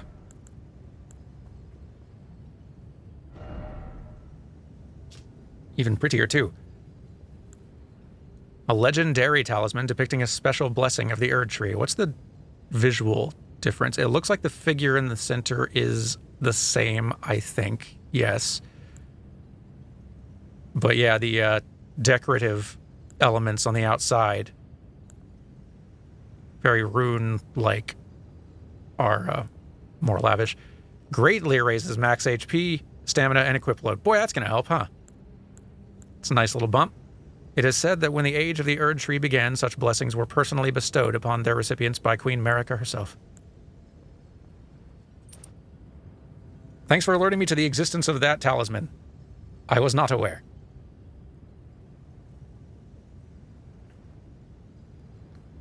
Been enjoying your content since ye old extra credits days. Appreciate all you do. Hope you're doing well. Oh, thank you very much. That's a very long time to be watching someone's stuff, and I am flattered, and thank you very much. I hope you are also doing well. By the way, thank you for the 3 months. I am Metal. That was 10 minutes ago. I've been very, very bad at paying attention to alerts and subs and resubs today. Barrel of Games, I think no, I didn't thank you. Thank you for the 21 months. That was an hour ago. Gracious. So looking forward to Dan hunting in the DLC. Thank you for the 17 months as well, Tree Gamer 35. I probably did thank some of y'all. Rebels Without Applause, I think I thanked you for 10 months as well, but I'm just making sure at this point because I don't trust myself. It's been a very busy week. I'm a little loopier. Thanks, pal. Perfect state. Hey, Baha Bali, thank you for the gift subs. That's very kind of you. You goofs. Gosh, we're so close. I can't believe it. This game's almost here. Oil. I'm so happy I chose Goofy for so many of these. Thank you for those 10 gift subs. That is incredibly generous, Simple Chaos. I appreciate that very much. And goodness. Grizzhoot and friends, many friends, welcome. Thank you for the raid. Hi. Hello. Thank you very much for the raid. Grizzhoot, I hope things are going well for you. I hope how is your, sorry, I'll actually introduce myself to your good folks in a minute here. Grizzhoot, how has your like rig been coming along? Thanks, pal. I'm about to use a Twitch command incorrectly, I bet. Stay tuned.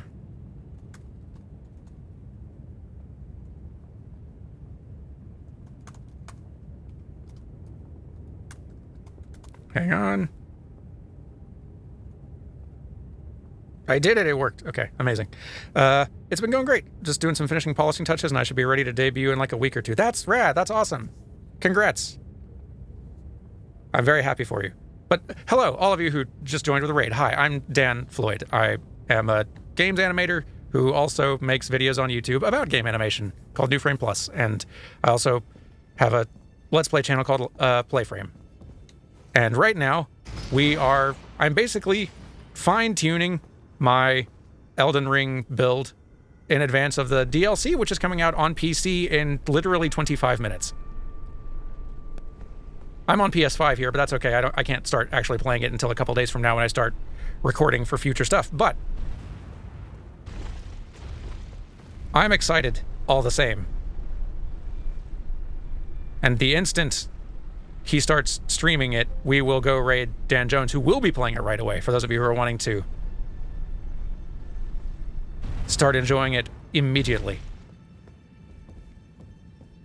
I know he is beside himself with anticipation, and who can blame him?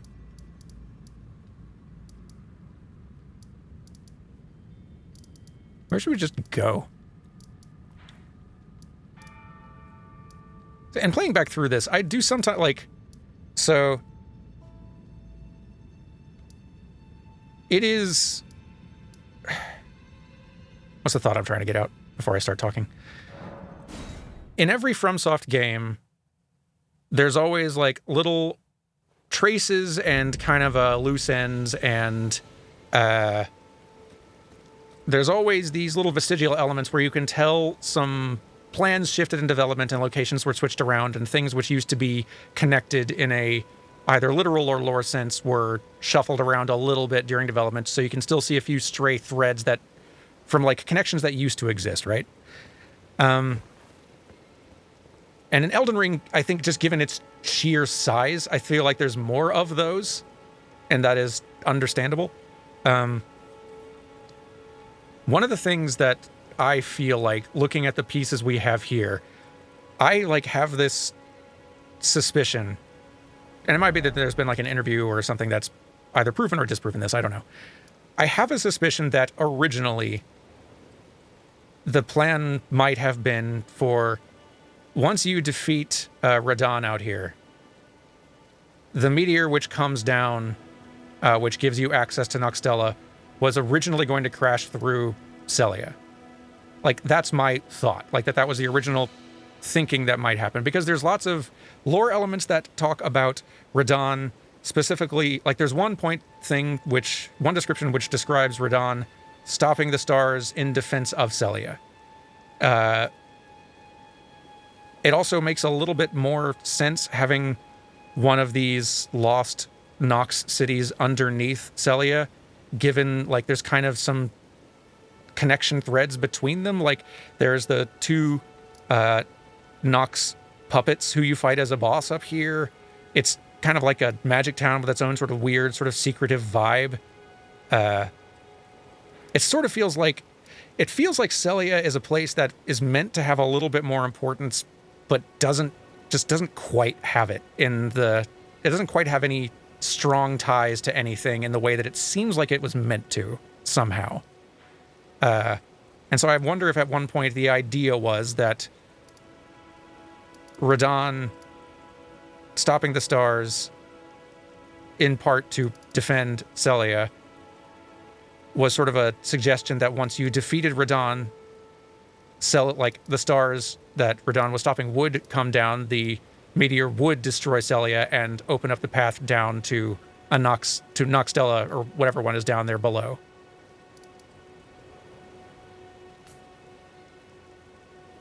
And Celia, you're right, Celia has one of those giant thrones in town that like both Necron and Noxtella have. You're right, like, that's another little connection there.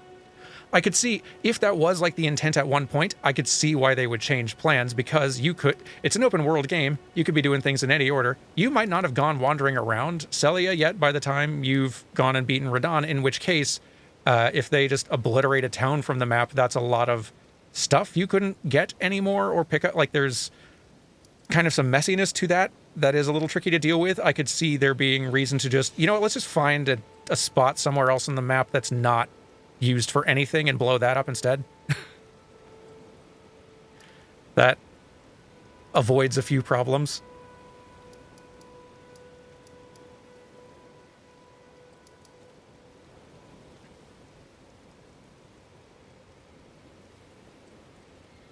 Like, I think, I've heard explanations for why the comet lands over here rather than Celia, like, being just that Radahn's interference affected it, or maybe the time passing alone is enough to kind of to shift where that would have fallen. Like, I think you can find lots of possible explanations for why it works out the way it does, and that's fine. Like, that's how Souls lore goes. But I do, like, kind of have a hunch that there's enough kind of weird mismatched or leftover stuff that feels disconnected from other things, where I wonder if this might have been a way that things connected originally. I'm probably not the first person to suggest that. I'm sure I'm not, in fact. But if you can explain Radahn's horse, you can explain anything. Meanwhile, let's cover the entire capital in ash. Yeah, true. Although, by the time you have, you have to get through Landell to get up here. So even if you've not thoroughly explored it, you've had plenty of time to before they completely change this place. I could see, even if they did obliterate something of more importance over here in Limgrave, by the time you have finished the Radahn Festival, you've had time to do whatever you needed out here.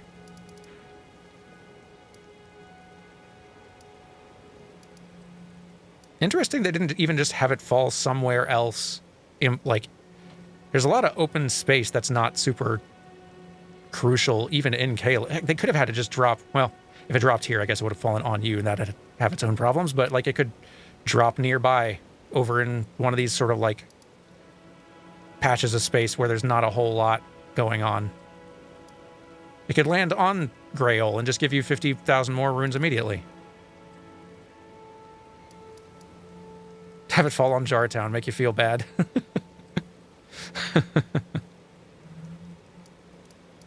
Or the cliffside below Celia. That's a fair point. Yeah, there's plenty of space down there that's not needed for much else. Totally. I hope the DLC dives a bit more into the Scarlet Rot and Caelid somehow, mostly because I personally think the Scarlet Rot feels so focused on in the early to mid game and then just completely forgotten end game. Would have made more sense to have a Scarlet Rot ending than the Dung ending, I'm just saying. It is interesting that Scarlet Rot doesn't really have an ending of all of the Outer God forces and factions kind of having influence. Scarlet Rot is one that is present and explored a great deal, but you cannot side with them. That is interesting, actually. Hadn't really thought of that.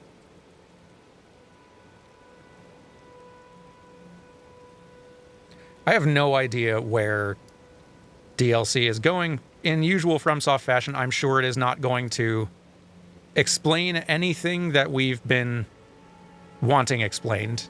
The trend is usually it just raises new questions, but in a very interesting way. That still, rounds stuff out and makes them more interesting. From DLC always makes these games feel more complete and better. And in a way, I'm glad that I am excited to be surprised, because if it just comes out and is exactly what I'm kind of expecting, it's a little bit less fun. It's kind of why I try to not have too many expectations built up about what I want from these things, because I'm setting myself up for disappointment if there's specific stories I'm wanting them to dive further into or clarify, because they almost definitely won't.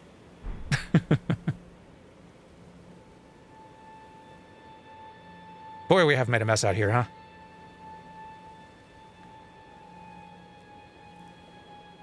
Reflecting recently on how it was surprising Sekiro never got any DLC, not any story DLC. I agree, that still surprises me that we never got more. I feel like there had to have been plans that they just eventually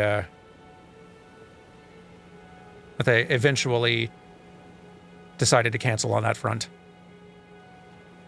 Maybe it just didn't hit the sales numbers they were wanting, or they decided it was better to divert those development resources toward getting Elden Ring pulled together, which would make sense, enormous of a project as it is. I'd have loved to get more Sekiro story as well, though. It's a heck of a game. The modding scene from Sekiro is massive. That doesn't surprise me. Something about it being a single-player experience makes it feel like Sekiro would be a much easier game to mod and tinker with.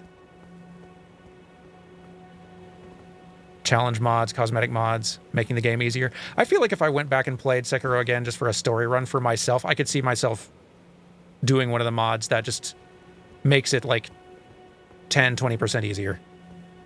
Just to not get stuck on anything. Maybe. I don't know. It would depend on the mood I was in.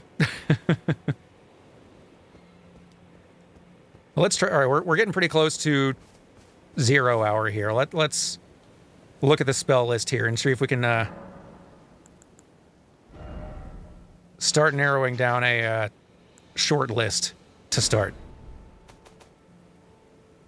Eventually, like, I feel like the next 3 levels I get going into this DLC are going toward intelligence so I can get Discus in this loadout immediately, because I've been converted on that front.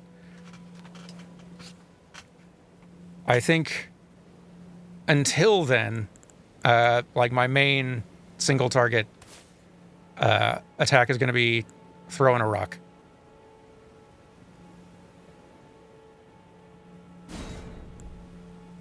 Kind of AoE distance, maybe that one. Maybe this one. The horn was also, yeah, I was pretty pleased with.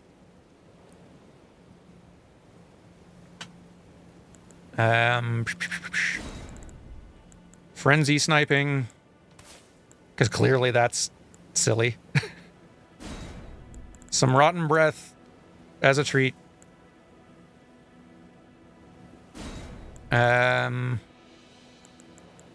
That's like a maybe down the line. And sometimes I may swap in Placidus Lax's Ruin, swap out the rotten breath for that when I'm feeling it.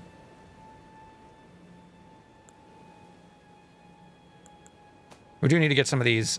Yeah, we need to get some of these others in these other slots. Maybe the rest might just be buffs and support incantations, like Blessing's Boon for the regen, Flame Cleanse Me, and raises physical and fire affinity attack power. I was about to say I should look up, and I probably still should look up, the difference between this and what was the other one? That's a self-strength buff thing. Was it? No. It was one of these. Golden Vow, that's the one. I should... Okay, so this is 47 FP. This is 28. The fact that my weapon is also fire, like, fire element involved makes me feel like this is probably the way to go. Golden Vow increases physical and holy, so it may kind of depend on what weapon and such I've got equipped and what spells I'm using most. Flame is physical attack and fire damage buff. Okay. Golden Vow is also defense. Oh, that's right, it's got defense too. Okay. That's a tough pick. I think while I'm still using Blasphemous Blade, I will stick with Flame Grant Me Strength. As soon as I drop that for something else, though, Faith Scaling, that might be the time to go ahead and switch. Potentially. I'm so thrilled that Blessing's Boon is also going to help my Spirit Ash companion. This late game, as much HP as we have, it's a pretty slow regen tick, but still, like, the fact that it helps us both, pretty cool.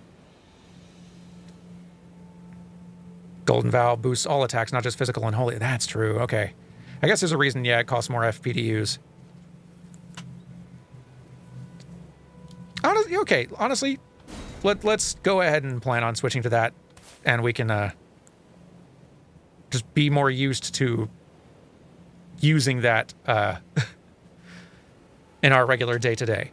Once I've got enough intelligence, I'll probably try swapping out Stone of Garunk for the Discus.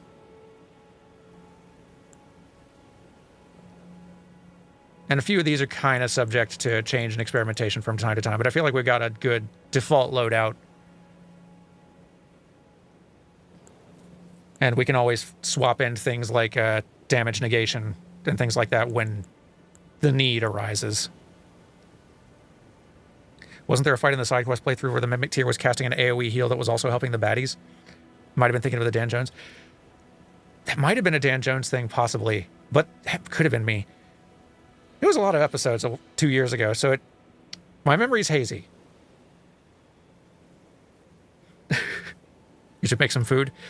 Yeah, no, it's especially if you're planning to sit down and watch anyone jumping into this game when it comes out in 10 minutes, for heck's sake, then yeah, get yourself ready. Is Dan on yet? Is he streaming? Has he started? Not yet. Not yet. We're keeping tabs, though. Once he starts, we're winding down and heading over and cheering him on. And if you're planning to watch for his whole stream, clear your schedule and get some caffeine. I'm guessing he's going to be going pretty late. If I know my Dan Jones, and I do, I'm expecting a lengthy stream. He will be forced to sleep at some point, but he will definitely not stop before that point.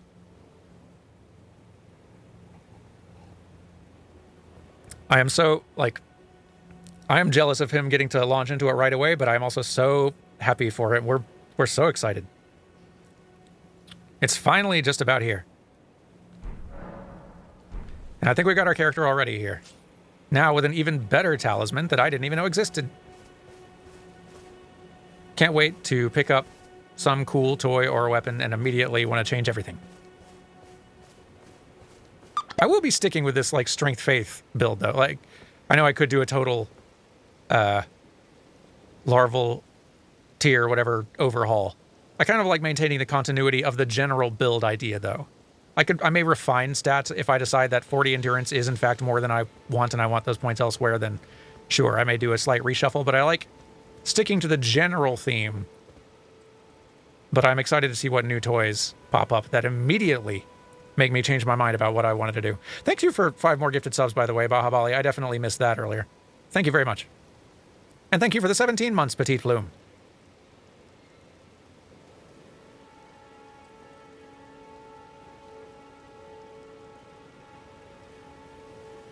Does he have to sleep? Isn't the record amount of time going without sleep like over a week or something?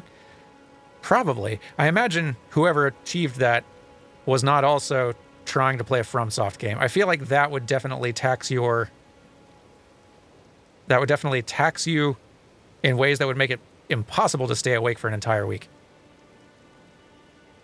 I guess I can't prove it. I have a hunch, though. Oh, hey, you're good thinking, Yen.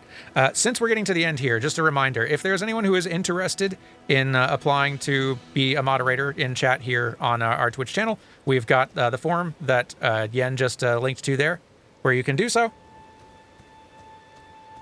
It is a it's a very low pressure role and responsibility, but if you're someone who's joining our streams frequently and think that you would like to join that moderation team, then we got a link for that. Also a link to our Discord, which is a great community in general, but also the place where the mod team kind of coordinates. So, highly recommend.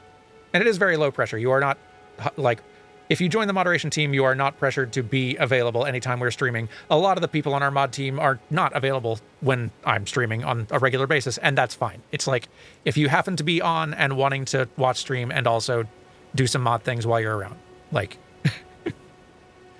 I do not want to be demanding or consuming time from people. Where should we end out?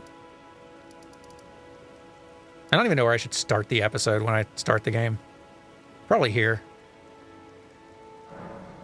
But we could start it out right exactly where the entrance is to the DLC, but no, we don't have to be like right there immediately. We can do a little preamble and warm up first in our good, very lightly singed house.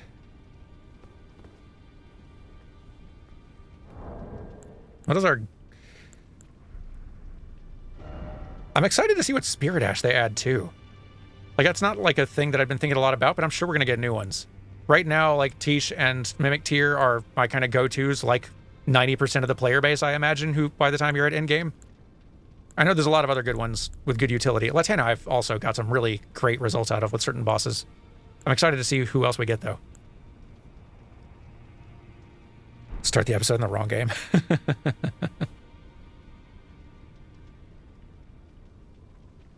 We have a Discord? We do. It's an unofficial like fan Discord, but it is very well run. They are doing a better job running a fan Discord than Carrie and I ever could. So like I wholeheartedly endorse going over there and joining in. It's a great bunch of folks. I recommend. Shame you can't snap cut from the last episode. I do like that we have the snap gesture. I wish there was a way to attach it to a button that like wasn't a like motion control or like a swipe gesture or something, or going to have to go into a menu like this. But I do like I can use snap travel though. We did a little bit of that toward the tail end of the original playthrough, just a little bit. Gonna have to try doing that again for funsies. A little harder than it is in 14, but that's fine. I love me some editing jokes. 5 minutes and counting, everyone. There was even a Derman cameo, it's true. Because if a joke is worth doing, it's worth doing 2 or 3 times.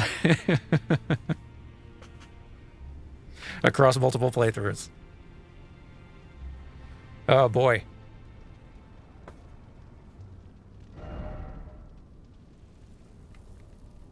Pretty big game, huh? And about to get bigger. I wonder if we'll go to like a new map when we transport to the new place, or if it'll be, I don't know, we'll find out soon, won't we? Well, y'all will. I'll find out in a couple days when I start recording.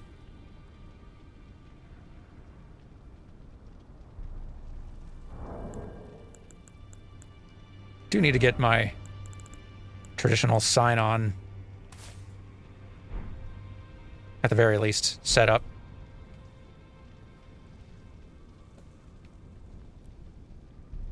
Maybe more scenically placed.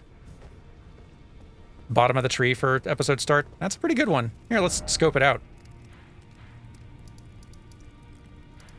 Let's do some location scouting.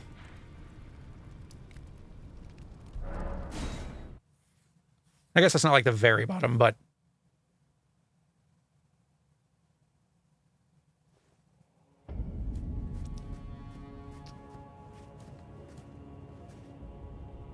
It's not bad. It's not bad. Evocative. Elden Throne's maybe a little too far in. Oh, you're thinking of the Halic tree. That's not a bad idea either, given the narrative context. Also not bad. Also not bad. But yeah, let's... Given the Mikola connection... Which, are you thinking like all the way inside where you see the core of the tree with like kind of the Mikola shape in there? Or are you thinking somewhere like further outside? Why not both?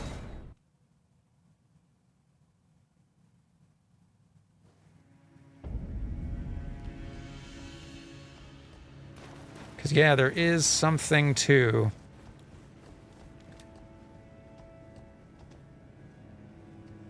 There is something to starting with that back there that is sort of narratively appropriate in a way.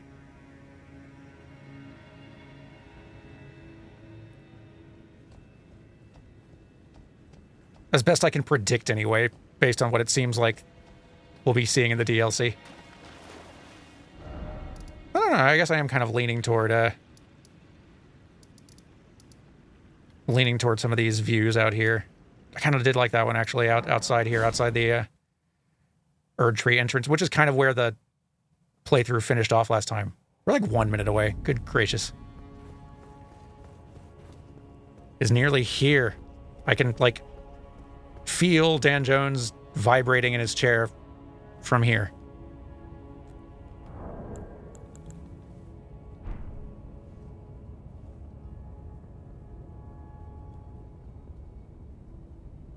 I did this.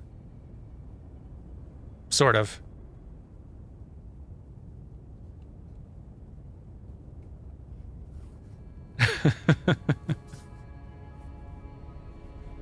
Brave Tarnished, I got the spider.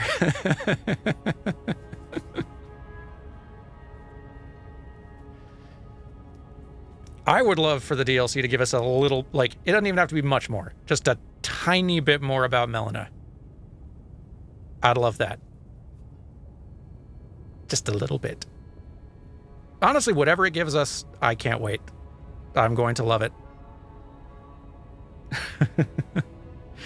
The time has come. If you have it on PC and want to start playing, I think now is the time. As for the stream, we're just hanging out. If you're not wanting to play it yet or wanting to avoid spoilers or whatever, we're just hanging out here, not spoiling a dang thing. And going and cheering Dan on as soon as he kicks the stream off.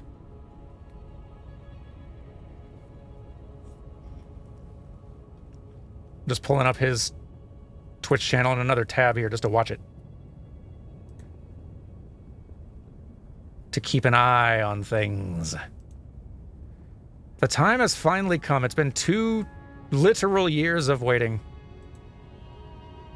But Elden Ring is bigger now. Ain't that something? Yeah, if you are on console, then yes, you do have to wait 6 more hours. That is true. If you're on PC, though, the way lies open.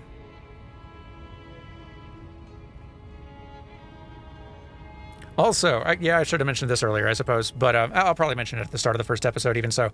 I will still be using the Dan Souls group password, the same one we were using in the original playthrough. I'm playing on PS5, so if you were wanting to leave messages or whatever else and have a greater chance of them being seen in the side quest run on the channel, then be sure to add Dan Souls to one of your slots here. I believe whether you're playing on PS4 or PS5, those like talk to each other, so it should still work. I think if you're playing on PC, I don't think that will show up in my PS5 recorded playthrough. I do play on PC though. My other playthrough is on PC, and I do use the Dan Souls group password there as well. Not that that really matters for the playthrough. I just it exists over there.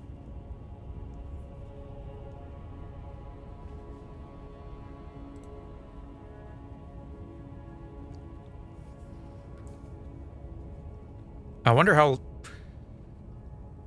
I'm really still wondering how long this DLC playthrough is going to end up being.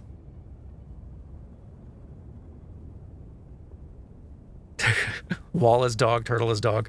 Yeah. Remember, if you find an illusory wall, it's like, put a message that says dog in front of it. That's the signal. Every other message you find from every other player is a lie. If they say illusory wall, they're lying to you.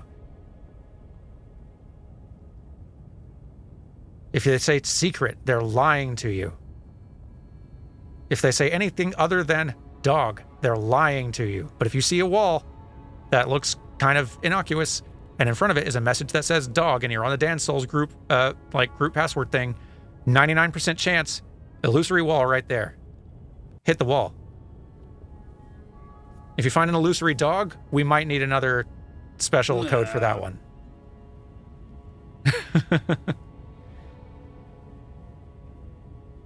Do we call that one a turtle? What do we call it? Dog? Yeah, I guess. Illusory wall dog, yeah. If they're saying they're lying to you, they're lying to you. Yes. Hey, thank you for the bits there, Yen.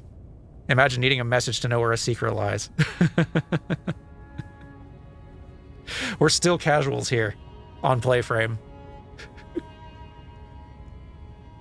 I will try. I tried over the course of the original playthrough to develop the habit of looking at messages from time to time, at least the ones that signaled that they were on the Dan Souls group password, and giving them the thumbs up when they were good. I don't read every message I find because most player messages I find to be of mixed quality and help. But on the whole, if you want to get yourself on the Dan Souls group password, even if you're not wanting to just leave messages yourself, in general, I found them to be a very, more helpful than the Souls community average, let's say.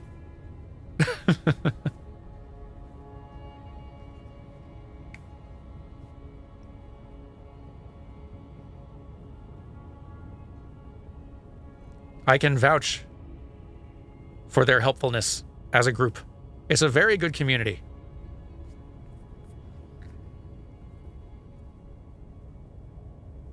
I am so excited for us all to experience this.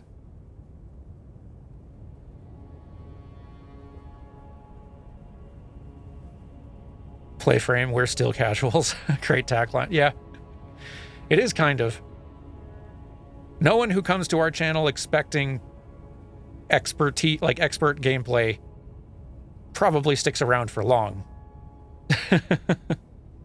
Get casual. Words to live by. Honestly. Probably enjoy games more.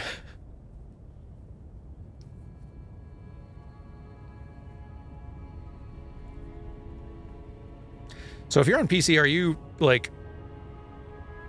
Once it hit 3 o'clock, did that unlock, like, the download, or were people able to, like, preload it in advance? I guess since they had, like, the download for the patch update already. Okay, so it's downloading right now. That's why it's not starting yet. Okay. Downloading the update still. I get it.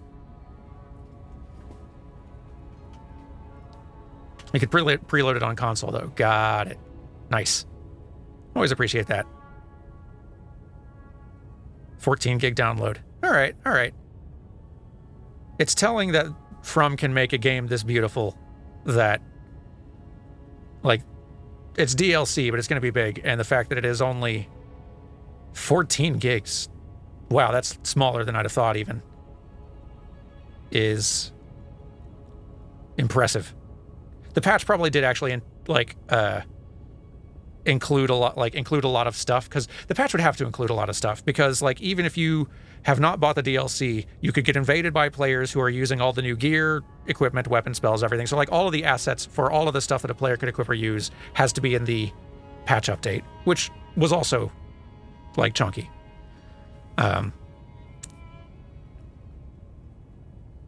So the DLC probably just includes, like, all the new content in the new areas that you won't be able to get to if you don't buy it. New voice lines, dialogue, all that stuff. Download done, lips are now sealed. Yes, let's not be spoiling things for anyone, but all of you getting started in the game right now, Godspeed. Good luck. Stay determined. Stay positive.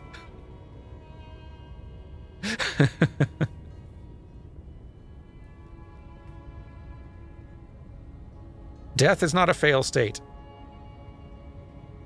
It is another step in the learning process. Like a light bulb inventor, you've now found another material that won't work. Did I see the Miyazaki interview where he said he won't do layoffs as long as he's the boss? That I didn't see that, but I'm not surprised. Then that's good. That's great. Like, if there's one thing we've learned from the last few years of incredible game releases, it is that the developers who have stuck it out for the long haul and not let their talent go and kept them and let them keep working together and making games for decades, it's paying big dividends. Larian, Nintendo, FromSoft are releasing some of their best work that they've been building to over the last decade or more of other games they've been releasing. Slowly building to the point where they can release Tears of the Kingdom and Baldur's Gate 3 and Elden Ring and yeah, Supergiant, there's another one, releasing Hades, like built to where they can release the big thing that takes over the gaming world for longer than most games. And it's like, it's clear that keeping your talent around, though expensive sometimes, pays off.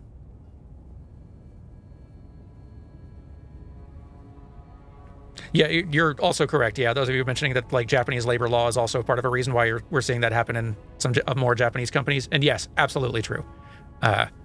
Like the frequently repeated story of Iwata taking a giant pay cut instead of laying people off is true, but also something that he legally had to do. So, like, it's still good that it happened, and that's basically just that's a good law.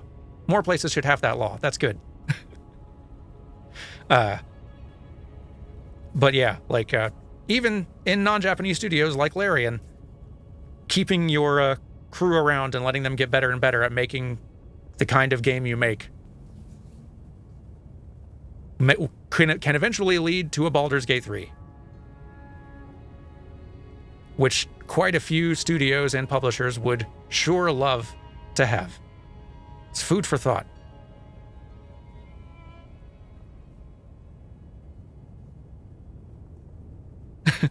So yeah, but yeah, you're right. Because of that legal thing, Miyazaki saying that he will not be laying people off is nice, but it is also him basically saying, I will not break the law. Good law. I think the nature of the law is effectively like that the executives do have to prove that they have taken every other reasonable measure to cut costs before you like laying people off as a way to do so. Something to that effect. That's, I'm sure, vastly oversimplifying, but that's the general gist. I like that rule. Good rule.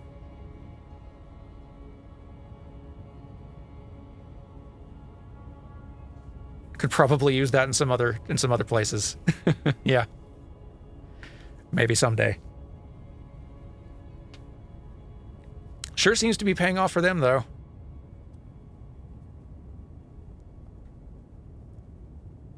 And I am happy that so many of these studios who are releasing these incredible games that the rest of the industry is looking at and just being like, how do you make a Baldur's Gate 3? How do you make an Elden Ring? How do you make a Tears of the Kingdom? Like, a lot of them are saying, well, this same group of people have been making games like this for decades, getting better and better at it, building our tool set, building our knowledge base, building our shared institutional knowledge to the point where we are equipped and ready to take the big swing, making the biggest version yet. And set the gaming world on fire, not unlike a giant tree. Pictured here, game industry success.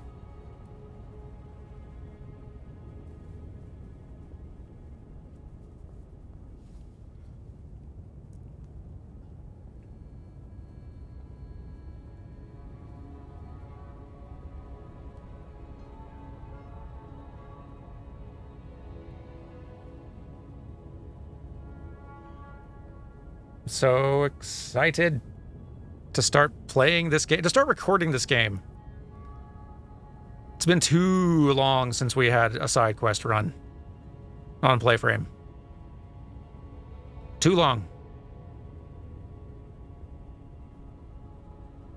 And once we finish this one, maybe not right after, but at some point, another Crab's Treasure, definitely. That has to happen as well. That will also be a very good side quest run with a very, very different tone.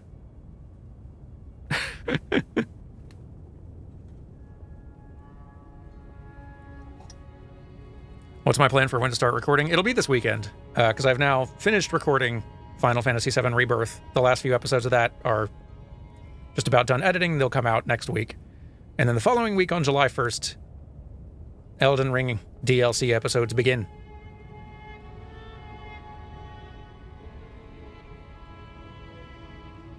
Is Dan going to get blindsided when I raid him with a bunch of people 30 seconds into a stream?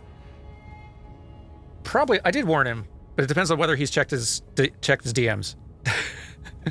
And to be fair, I imagine a number of you will probably be there long enough to say hi and then run away with like covering eyes and ears and la la la la la la la, not looking, not listening.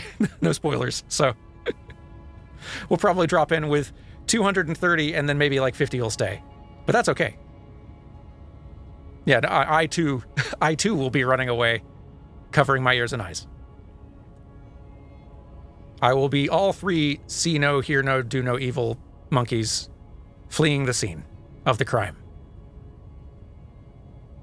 Which does make them look more guilty, now that I think about it. I've gotten lost in the metaphor. Will I do a playthrough of Armored Core on YouTube? Maybe. At first I was thinking no, because I think as a spectator game, Armored Core is not the best. It is. I think if you're just watching someone play, it is very repetitive and samey. I think there are angles I could go with the Armored Core playthrough that could be interesting. Like trying to be more thorough with story as we go. So it's a bit more of a kind of like a playthrough / lore tour a bit. And maybe also doing a thing where I have the viewers and like play friends and like folks in the Discord send in mech builds with like little names and like little flavor text and everything, and I would like show off other people's builds and stuff regularly or something as we go. Like that could be fun. I feel like there's other games I'd want to do sooner first though, so I don't know if it'll happen, and if it does, probably not super soon. But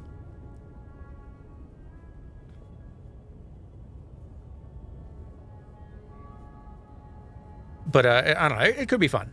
I think I need to find an angle though. There's a co-op mod someone made that might be a fun idea. That'd be neat too. Like, I think I need to choose one or the other. Like, I didn't know that, but that's great. I love that. Either it would be a fun co-op modded romp with Dan, which would be a blast, or you could do a more story-focused thing. Can't do both. Like, co-op story-focused doesn't really work, in my experience, because you're having too much fun chatting. To stop having conversations to do a story thing all the time.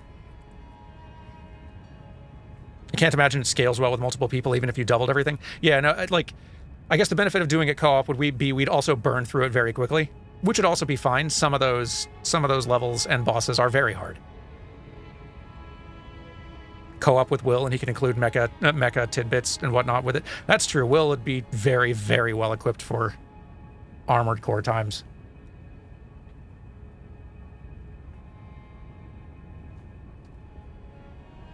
So yeah, I'll think about it. I'll think about it. Oh, is he live now? Has Dan gone live? He is. He's starting soon. All right. All right. He's gone live. So we'll start winding down here. I'll give him a few more minutes to kind of come on and start saying hi and everything before we go over with the raid and such. But yeah, let's start our wind down here.